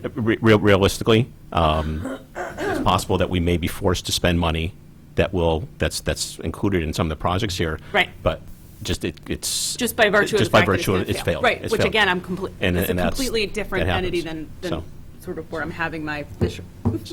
So anyways, the last point I was making, just about the behavior modification, as I call it. I mean, that's something that, that's, you guys want to put in your wheelhouse. That's included in there, but I know from the work at corrections where we had metered buildings, when lights were turned off on weekends, I mean, you could see a 20 or 30% savings in that one building just by turning lights off and making sure computers are off and printers are off that don't need to be on. I mean, obviously network. Everybody turn off the lights here. We're going to use our phones to I know. I mean, within reason. I mean, obviously, there's security aspects of it too. So, I mean, that's probably the worst case scenario of requiring lighting because you need to have security, certain level of security. But it can be done. It can be done. And when you have meters that are seeing what you can track it, and it can be tracked. So again, some facilities were good at it. Other facilities they didn't care. So, but it's been there, done that to a certain degree. So, but again, we're at a much smaller scale in the town. Sure, but still, I mean, we've talked before. $1,000 is $1,000. Like if you can get people to sign on and save, it's like you're not spending on anything crazy as soon as you see it. So, thank you. Do you guys have any questions for me? I just noticed when you were talking about streetlights, it says all school buses are leased. What is that referring to? Because The contract that the school has with Homes? Yeah. The buses aren't. He owns the buses. So rented, contracted with. Contracted. Whatever the. Right, so they're exempt from the, or. They're not ours. Well, right. Well, that's what I was wondering why it said lease. I know they're not leased, but it's a private contract. It can't be counted towards our numbers, but at the same time, he's obligated to have certain air emissions. Sure. And the no idling rules, as well as having the clean diesel technology that if he hasn't changed everything over, I think he's running into that in the next year or two. Yeah. So, Okay. Yeah. No, I just noticed that. So they're not part of our baseline that was established? That's completely outside of everything else? Gotcha. And so is anything at KP Schools. I mean, we contribute to the cost of KP Schools, and one of them is located in Norfolk, but it's not our building, so we can't count it towards our numbers. Savings, our numbers. The fact that Rentham's also going for a Green Communities designation this year too, Plainville already is. I mean, this is something, once that happens, it's worthwhile to have a sit down. Since Kevin, you're the rep for, or the representative for the selectmen for the Energy Committee, we can. So. Am I still Energy Committee? I thought I was last year, not this year. You're on there. I think the email you sent me said you were still there. So clearly, I'm due for a meeting in that case. This is something that definitely we can talk about, but that's not going to be. We won't know until next year, beginning next year. Now, could we have gotten the roof at H. Olive Dane in this program, or no? Or did we miss the opportunity on that one? Because of the insulation and things. It's going to be. I think it will help count towards that. Well, it's going to help us in the long run, but will we be able to put it towards that initial no? No. Okay. No. I mean, once you complete a project and it's paid for, you can't. I guess I'll call it back charge to grant money, but at the same time that the savings for re-insulating the roof and stuff like that was considered in the calculations. It will help towards our 20%. Yeah. Yep. So good. So, but last thing, and Blythe probably has heard me say this too many times. I mean, what we need to do better as a town is look at our life cycle costs for buildings that we build. And vehicles, nobody does it, and I know. But again, any new building that goes online, how much is going to cost? And we just don't do a very good job of that. And I can tell you, the new police station, I don't think that anybody has any idea how much electricity we use in a month. Bob, care to guess?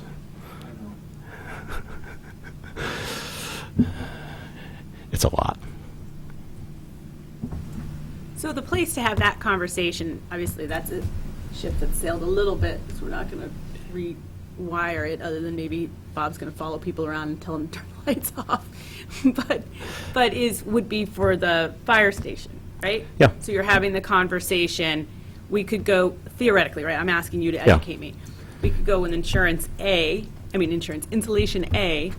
and the savings over the lifetime of the building in heat will be $40, or in insulation B, which is $20 more, but the savings will be $70, right? That's right. Where we're playing with the numbers. Yeah, it's all those, and granted, I know the HERS ratings that are supposed to be done, the architect is supposed to identify an energy budget for the building, but the bottom line is that, the number of pieces of electrical equipment, it just adds up.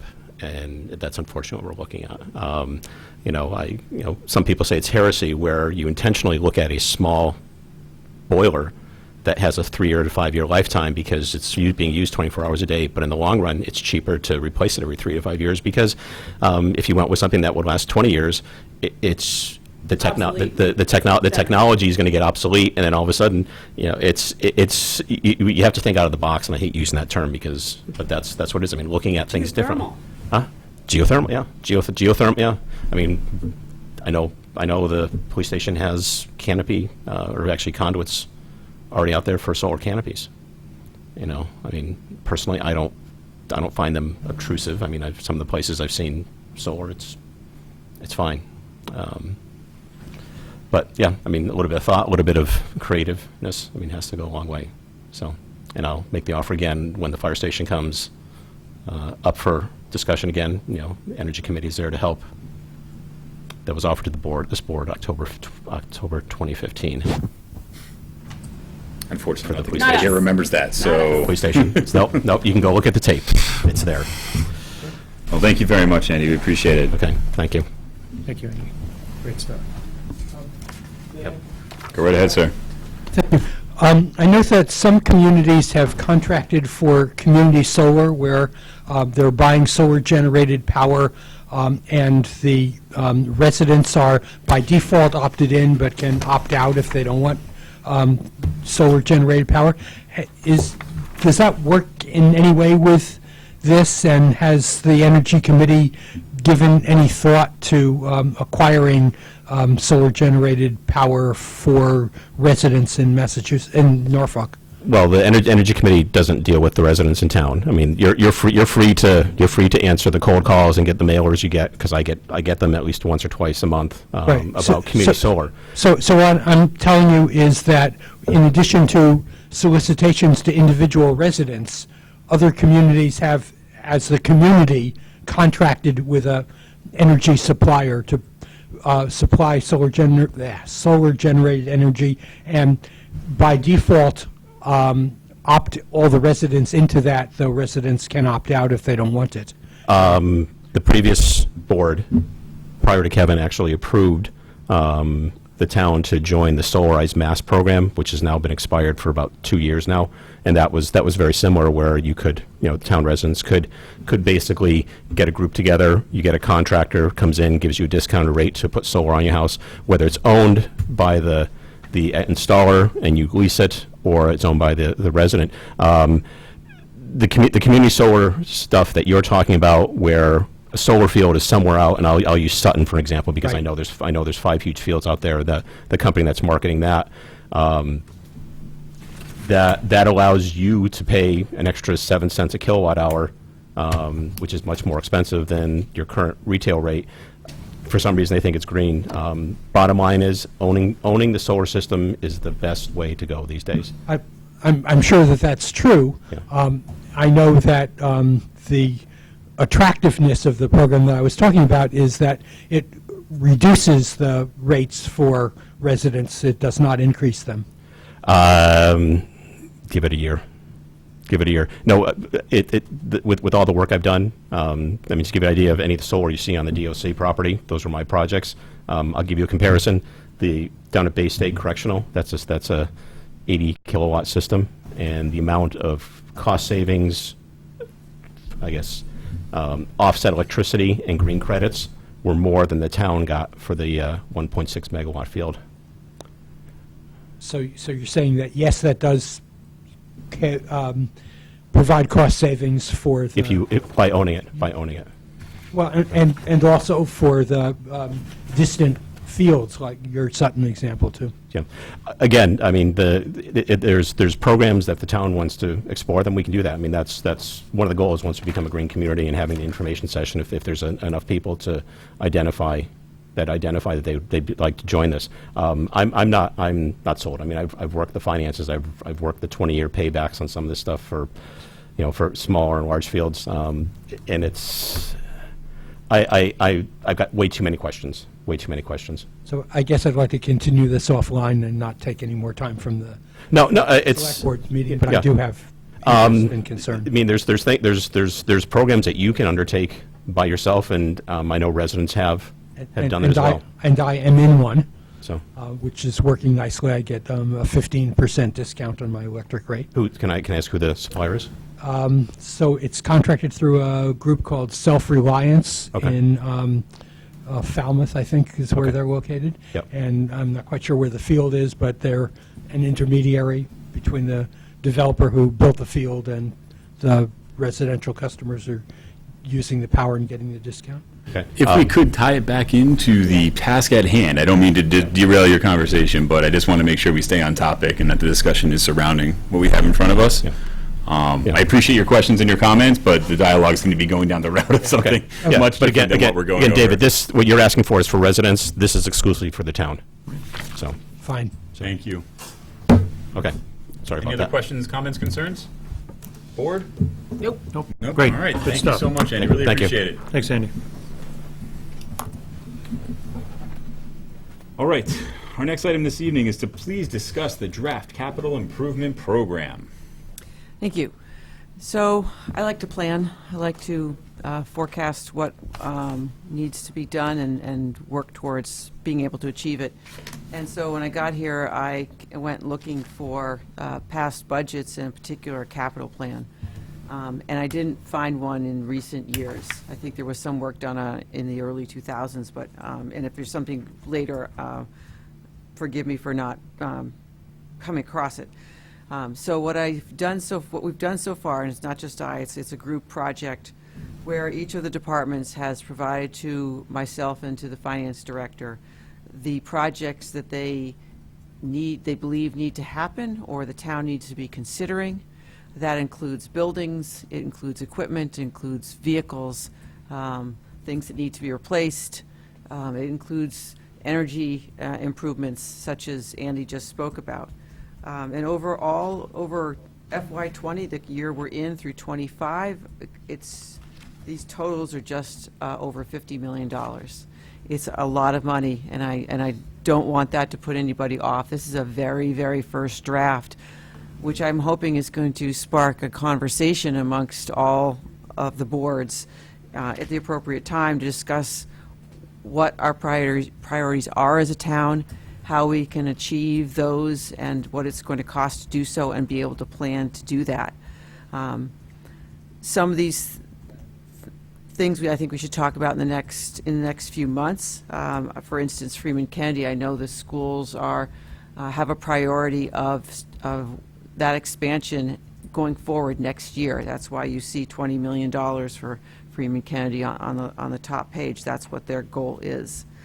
I'm sure that we won't purchase all these things or spend all this money in these years that are down here now, and I don't mean to suggest that we will. It simply is our first pass at telling you when the things that the town's invested heavily over the years in its buildings, its equipment, its vehicles, and at some point they all have an end of life or need to be refreshed. And I'm looking forward to this being that document that we can start those conversations and we can start to plan for the future, so that when we come up to special town meetings that we're going to have, in November and each year, everyone is not surprised by the things that need to be taken care of, that there's our residents can be confident that we're thinking about and we're planning for them. Such things as in cemeteries, we need to plan for expansion. We will run out of space, in probably 8 to 10 years, and we need to start to think about how and where we'd be able to expand a cemetery or buy new property to be able to bury people, or choose that we're not going to do that anymore. That's a choice. We don't have to have a cemetery, but if we do, we've put that down here as something that needs to be thought about. I've put down the fire station, and that's a number I came up with by simply looking at what had been thought of as a plan and a particular dollar amount. Will it happen at that number in that year? I don't know.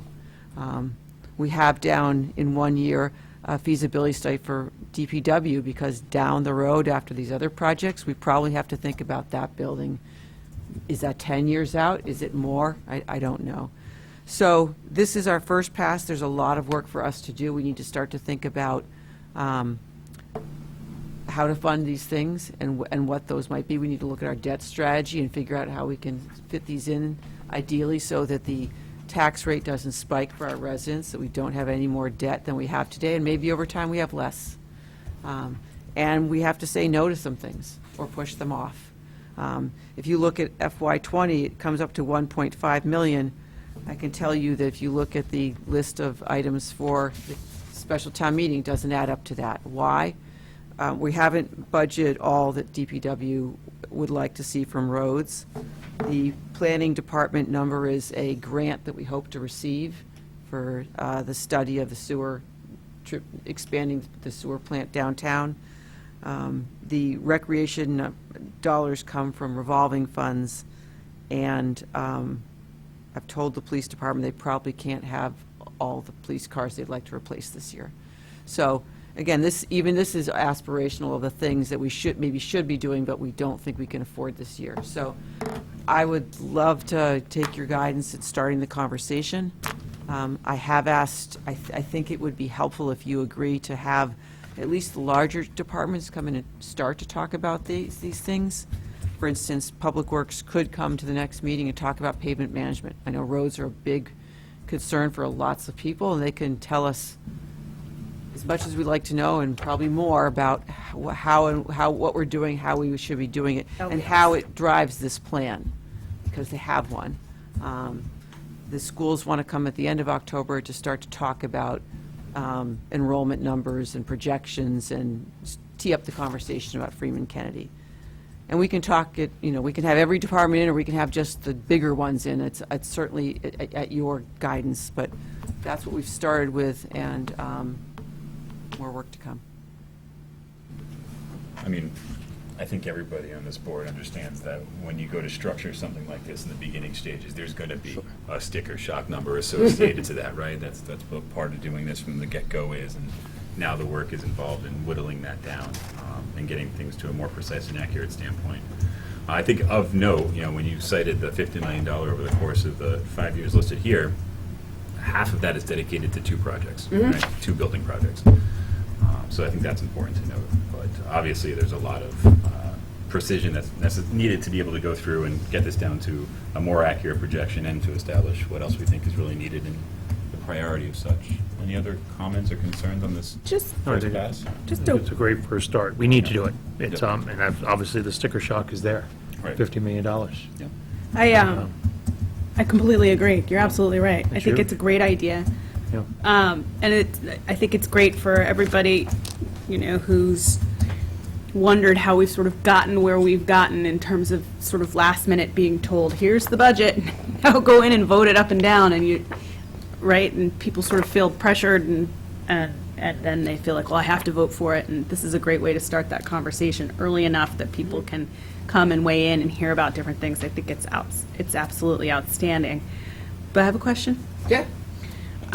What is the three? And I know that these are not set numbers; they're just your. But what is your thinking, or where did you get, or why is there $3.9 million for the recreation department in That 2025? is their estimation of when they would be ready to build out if we obtained the additional land from the state for the Pond Street recreation area, that would be the actual construction of additional fields there in that year. That's what their hope would be if all goes well with that acquisition. And that would, again, have to be a conversation about how that could be paid for, because I'm sure Rec Revolving can't afford all of that. So is that a higher priority or a lesser priority than something else on the plan, especially where, with our debt, we don't have any serious reduction in debt until about 2025, when the KP school debt drops off and the library drops off. Though we've got Freeman Kennedy wanting to start next year, and debt would start a year after that, and then somewhere in there, in maybe the next few years, is the fire station at some level. Right. So how, that may be very difficult to achieve and not have the tax rate go up any more than it already is, which is people Pretty consider as substantial. high. Yeah. So what I love about this then is that people wouldn't know, I wouldn't know, what was coming down the pike, right? Everybody knows that we're going to have the communication about the fire station. Some people know that we're going to be having a conversation about the school, but that at the same time as we're talking about something which I think most people would think would be, most people would need their fire department to be well staffed and well everything, right? There has been, up until you started this, I think, at least for me, always this sense that each year you're sort of presented with the new giant ticket item that we're expected to, I'm not saying you're doing, you know what I mean? Like every year, like you're like, oh, now it's the school, now it's this, now it's that, now it's the other thing. And just to be able to look at this and say, okay, well, if we decide as a town, because it wouldn't just be right, these are town meeting things. If we decide as a town that we want to spend $7 million on a fire station, that may impact, and to have the conversation now, that may impact what your fields look like 2 years thereafter. Like, to have it just sort of, I think it's going to be really, really valuable. And I'd also like to be able to say to a board, we've looked at the long-term plan, and we think the town can afford to do your project in this year. It may not be the year you really want it, but that's when other things have been accomplished, and you're more likely to get we the can money. afford it probably, and will ultimately be up to the voters, but you can plan it then, and we're not going to pull the rug out from underneath you unless there's a financial reason we had to do that. You can count on that, and I think that would be, for a board, I would think they would find that very helpful to know that that's what they could focus on. And this is up on the website as well. This is in the packet. Right? It was so on the that website. If people wanted to start, people at home, our viewers. And there's a list. The Public Works list is a whole page long, and you can see. Hi, Jen. What items? Every item that it is. And they can watch the genesis, watch it evolve as well. And we could actually, as we go forward, as you're evolving this on the ones that will require debt services, you could actually have Todd put in what as we do in business, used to do penny per share as your profits are lost. He could actually do what is the actual percentage or increase of the tax rate if we have to go out and borrow these things, so people can see not only if we have to spend $20 million on a school, this is the effects based on everything else, right, what your tax rate will increase by. Right. And that way people can sort of evaluate too. How it really impacts them. What's coming off, what's coming on, and that would be, I think, invaluable for taxpayers to understand this. Okay, this is going to many times a town will put actual tax calculator on the website before a vote, so people can look it up and put their property in and figure out what it's going to cost them. Yeah. Yep. Yeah, we could get an idea what it would do to our tax rate to help people. Yeah, and you can even sort of do it. All right, I know what my house is worth, but you could sort of even maybe sort of think about it in terms of what are the folks in sort of the senior housing, like what is it going to impact your neighbors? Yeah. Like, it's not just me. Right. But I mean, again, ideally, you wait for something to come off, be paid off before you add something else, so that at least it's level, if not going down. With what's on this page now, that would not be possible. No, I was talking about your calculator that you were talking about. I mean, I think it's going to be a tough 5 years. If you look at this, it's going to be a tough 5 years for us, because we have a lot of, not all these are pie in the sky. A lot of these are real needs. Right. I mean, as Danny mentioned, the boiler in this building, we have one boiler, and it's 21 years old. If it decides not to work this winter, that's a real challenge. Should that be the highest priority in terms of facilities? I'm not sure yet. Can hand out parkas if Lots you of come to the coats. meeting. I was just going to say, See, I beat you to it, huh? You did beat me to it. I got to be a little quicker. So stay tuned for further iterations of this as we continue to refine it and. Good to get it rolling. Yep. Absolutely. And the backup's good. It's nice to see the backups on each department. That detail, yeah. Absolutely. Thank you, Blythe. All right, the next item is to please discuss the list of potential special town meeting articles. So we have 24 articles as of now. The warrant closed on Thursday afternoon at 6 o'clock. And these are in the order that I put them on the list. That isn't necessarily the order that they should be in. And that's something I'm looking for from you. But following how other warrants for specials have generally been laid out, they are pretty much dollar-oriented at the beginning, and down to general bylaw, CPC, then general bylaws, then zoning bylaws, and then street acceptances. We did not receive any citizen petitions by the deadline. There are a number of items under some of the different articles. As we've done before, we would have groupings of things to be transferred in the budget. And you can see, for instance, under number 1, we've got $34,000 for fire department salaries in there. Under 6 and 7, Todd Lindmark, the finance director, and I have been talking about how to finance these various items. We don't have free cash certified yet, but what we have noted is that there are some situations where there are funds to match or pay for, we believe, a portion of some of these things, or all of them, depending on what it is. For instance, we're getting some a rebate, if you will, in our MEC assessment this year, because they've gotten some additional funds for the transition to being a MEC, and we'd like to plow those back into the mobile data terminals that the fire department needs. So we're still working on that, trying to figure out the most cost-effective and efficient way to do that. I understand we've spent about half our free cash in past years at the fall town meeting. I'd actually like to spend a little less, because I'd like to be prepared for snow and ice in the winter, unforeseen things happen throughout the year, and be able to slowly build our free cash. And it's a fine balance, building it at the same time, but taking care of our capital needs, because this has generally been how we've paid for capital in the past. There are 4 CPC articles that they've put forward. You can see those there. And then the ones from town clerk and planning. Just because I like detail, as you've unfortunately become aware of, we put pen to paper on some background about all these.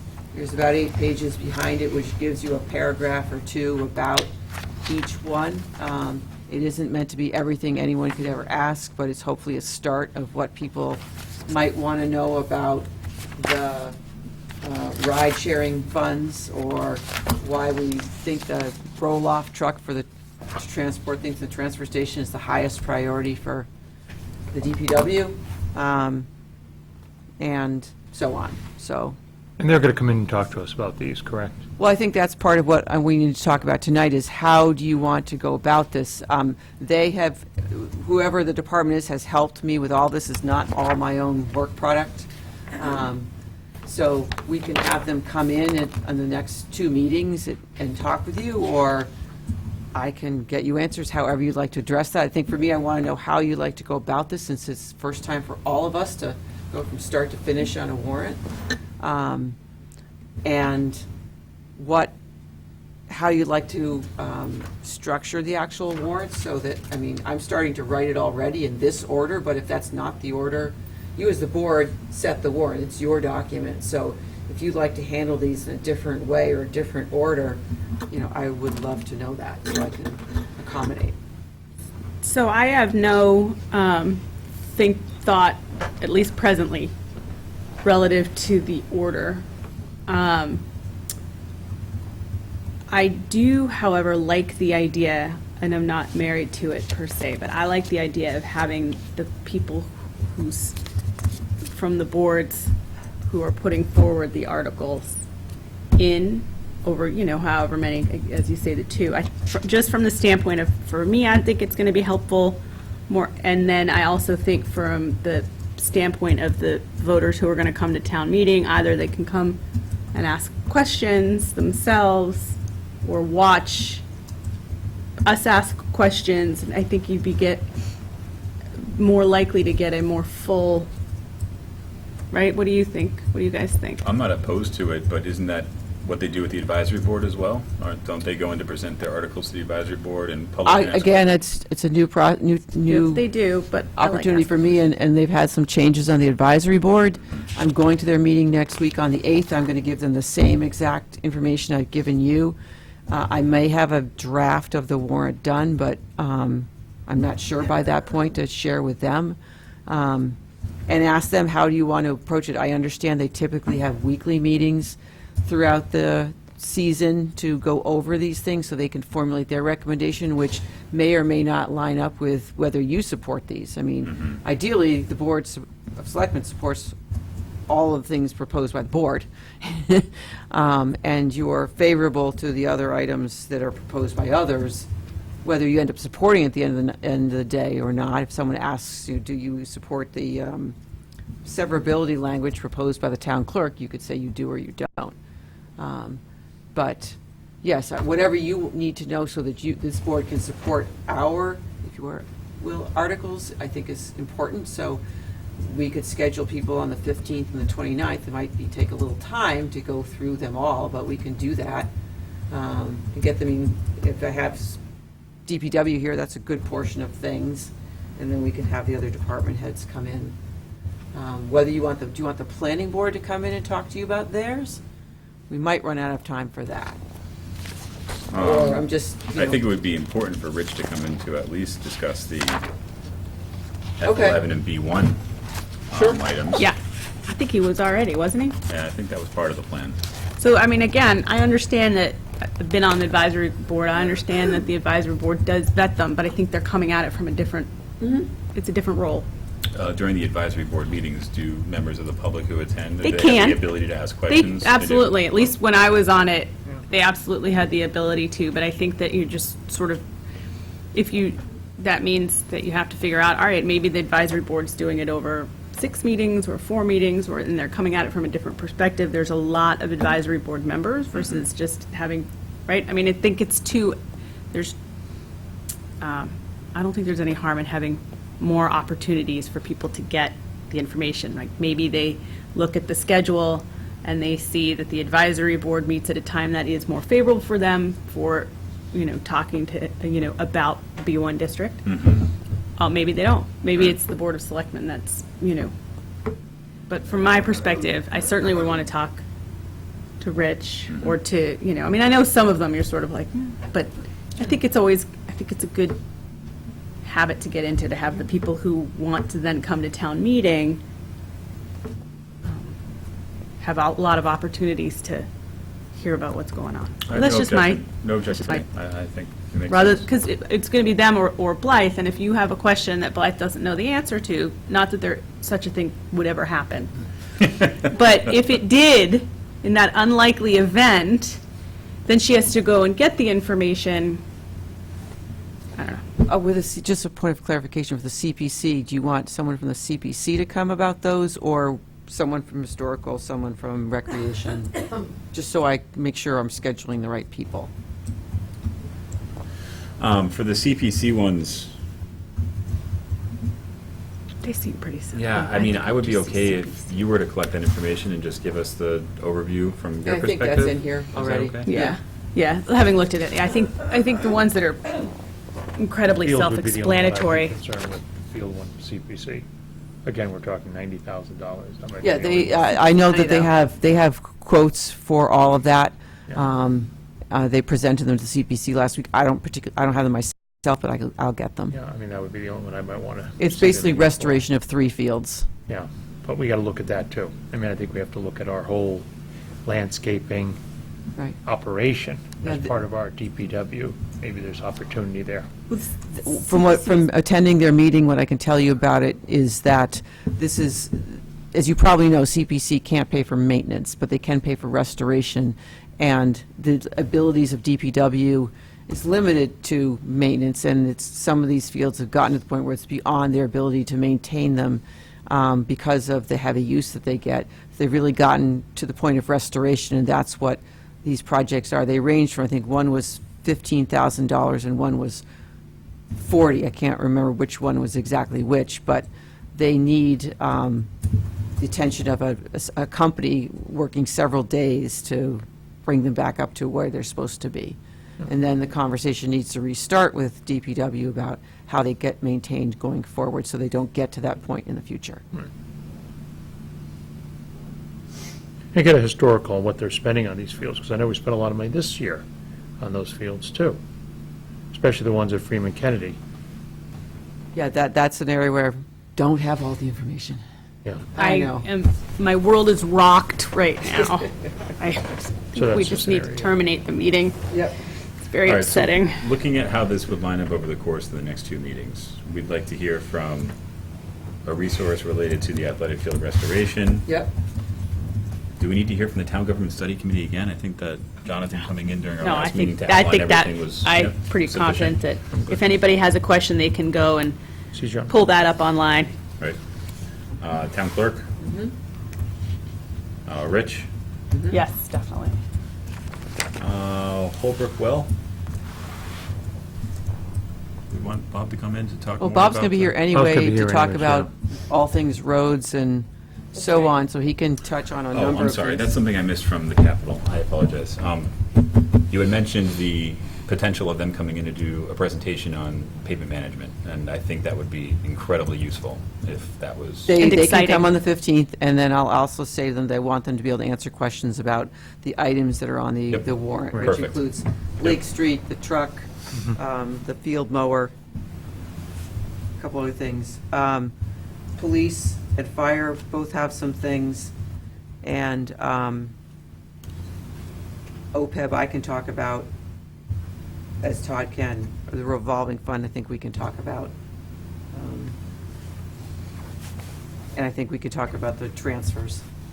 One that we may add to the, for transfers to the list that isn't on here now is town council fees. As you know, we are headed to trial on the 43 Rockwood Road project. I've asked town council for a fee estimate of what they think it will take to defend the town there, and we haven't budgeted for that this year. So I anticipate that we will want to put aside some more funds to go through that process. I just don't know how much that should be. I'm working on getting that.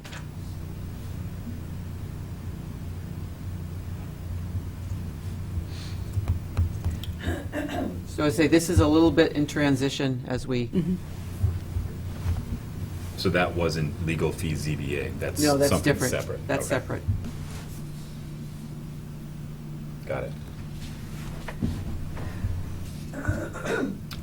Any other thoughts, comments, concerns, things you'd like to see over the course of the next two meetings as we prepare for? We, you said we determined how it's presented. So you did the cost items first as opposed to the zoning bylaws first, is that right, or is that the town moderators? It's up to you. Yeah, I mean, that's the other question, do we want to, we all talked about it, the zoning bylaws, everybody's going to run out of the building, there's going to be 10 of us sitting there. Do we want to leave them at the bottom, because we have a feeling those are going to be the ones, they're very important this year, but I think most generally people are going to, well, what are they talking about? And do we want to move that up further? Put it up so it's earlier and there's more in the people. program, yeah, just because they are important for our town center, and yet I can see a lot of people being very bored with when we say zoning bylaws. So that would be my only We concern. got to jazz it up. Hmm? We got to jazz it up. As much We as got to you jazz it up. Figure out. Yeah, so I ways just to- question whether or not we Road should try to move acceptances that up aren't further. jazzy enough? The road I think they are. acceptances, I think, could probably stay. I just think maybe do we move that up? I know there was discussion as well about giving it its own dedicated evening. Yeah, but I guess we I don't never think it's got long enough. feedback on You don't that. think that there's enough there to There's consistent substantiate it? feedback from the moderator is he thinks it can be done in one night. That was the other thing, is his game. So, I mean, we have booked the room for 2 nights. We have that ability, just in case. It's really, it's your warrant, and we don't need to decide that tonight. We, you know, I will give you a draft of the warrant in whatever order at the next meeting. I will have endeavored to have town council had reviewed it by then, but we don't actually plan to execute it till the 29th. I think Chris, I mean, as long as we don't have to right away, but I think Chris raises a great point, because if I'm looking at this, quite a bit of it is the sort of rote, yay, nay, move on, yay, nay, move on, and why not move the juicier bits, albeit, I know we're saying ZBA, but they're important, and they may result in some debate. You could put them first Early if you choose to. earlier in the in the list, and the more rote, it doesn't matter if there's 12 people to vote for it or not, farther down. I kind of like that. Which is different than the years where people will complain, well, you're putting mine at the end because you don't, you want to lose voters. That's a different, I don't like that either. Like, I feel like that's suppressing democracy. I'm not talking about that. I'm trying to make sure the things that would be, involving more democratic process, getting them earlier. Far be it from me to suppress democracies. Just want that out there. Yes. I'm getting a little punch drunk. You've got 9:25 is the cutoff. It's a lot earlier than that, my friend. You have somebody. Oh, Emery, go right ahead. Just please use a microphone. Somewhat unrelated. Thank you. On a somewhat unrelated matter, whatever happened to the meeting about the safety building? So during the last meeting, we had a attendee who inquired the same, and we identified that we're currently engaged with town council for process and procedure related to any potential action we would take to be able to recoup any of the funds that were utilized in that process or identified as not being utilized as appropriately or intended. And we are waiting for their recommendation on how we move forward from there. So once... attorneys? I'm sorry? You're waiting for word from the Town attorneys? council, yes. So once we have direction from town council and some advice there, then we'll make a decision on how we move forward. But that is the piece that we're waiting on right now. You've been waiting for a while, right? Well, we just had our new town council in during executive session September 17th. September 2 17th. weeks ago, yeah. It's not really a while. So we probably will have some information prior to the end of October, we're hoping. That was That was his projection. that was what he their said, yeah. projection was- Yeah. We don't know, but that's sort of what we're driving towards. Yep. So we're still operating within the Stay tuned. projected timelines.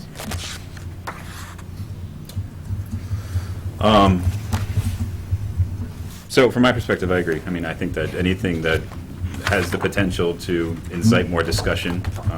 I know that with a couple of these, there are going to be presentations that are associated to it, so having those resources, maybe get that out of the way early on, might be beneficial. So yeah, I agree. Anything that we identify as a potential item for further discussion or something that will be debated, we should Why probably don't you move all up. noodle on it over the Yeah. next 2 weeks, and we'll think about it for then.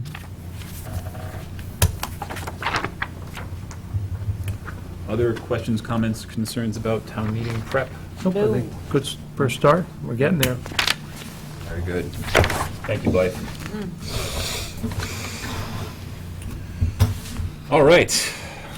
Please consider the approval of the following warrants.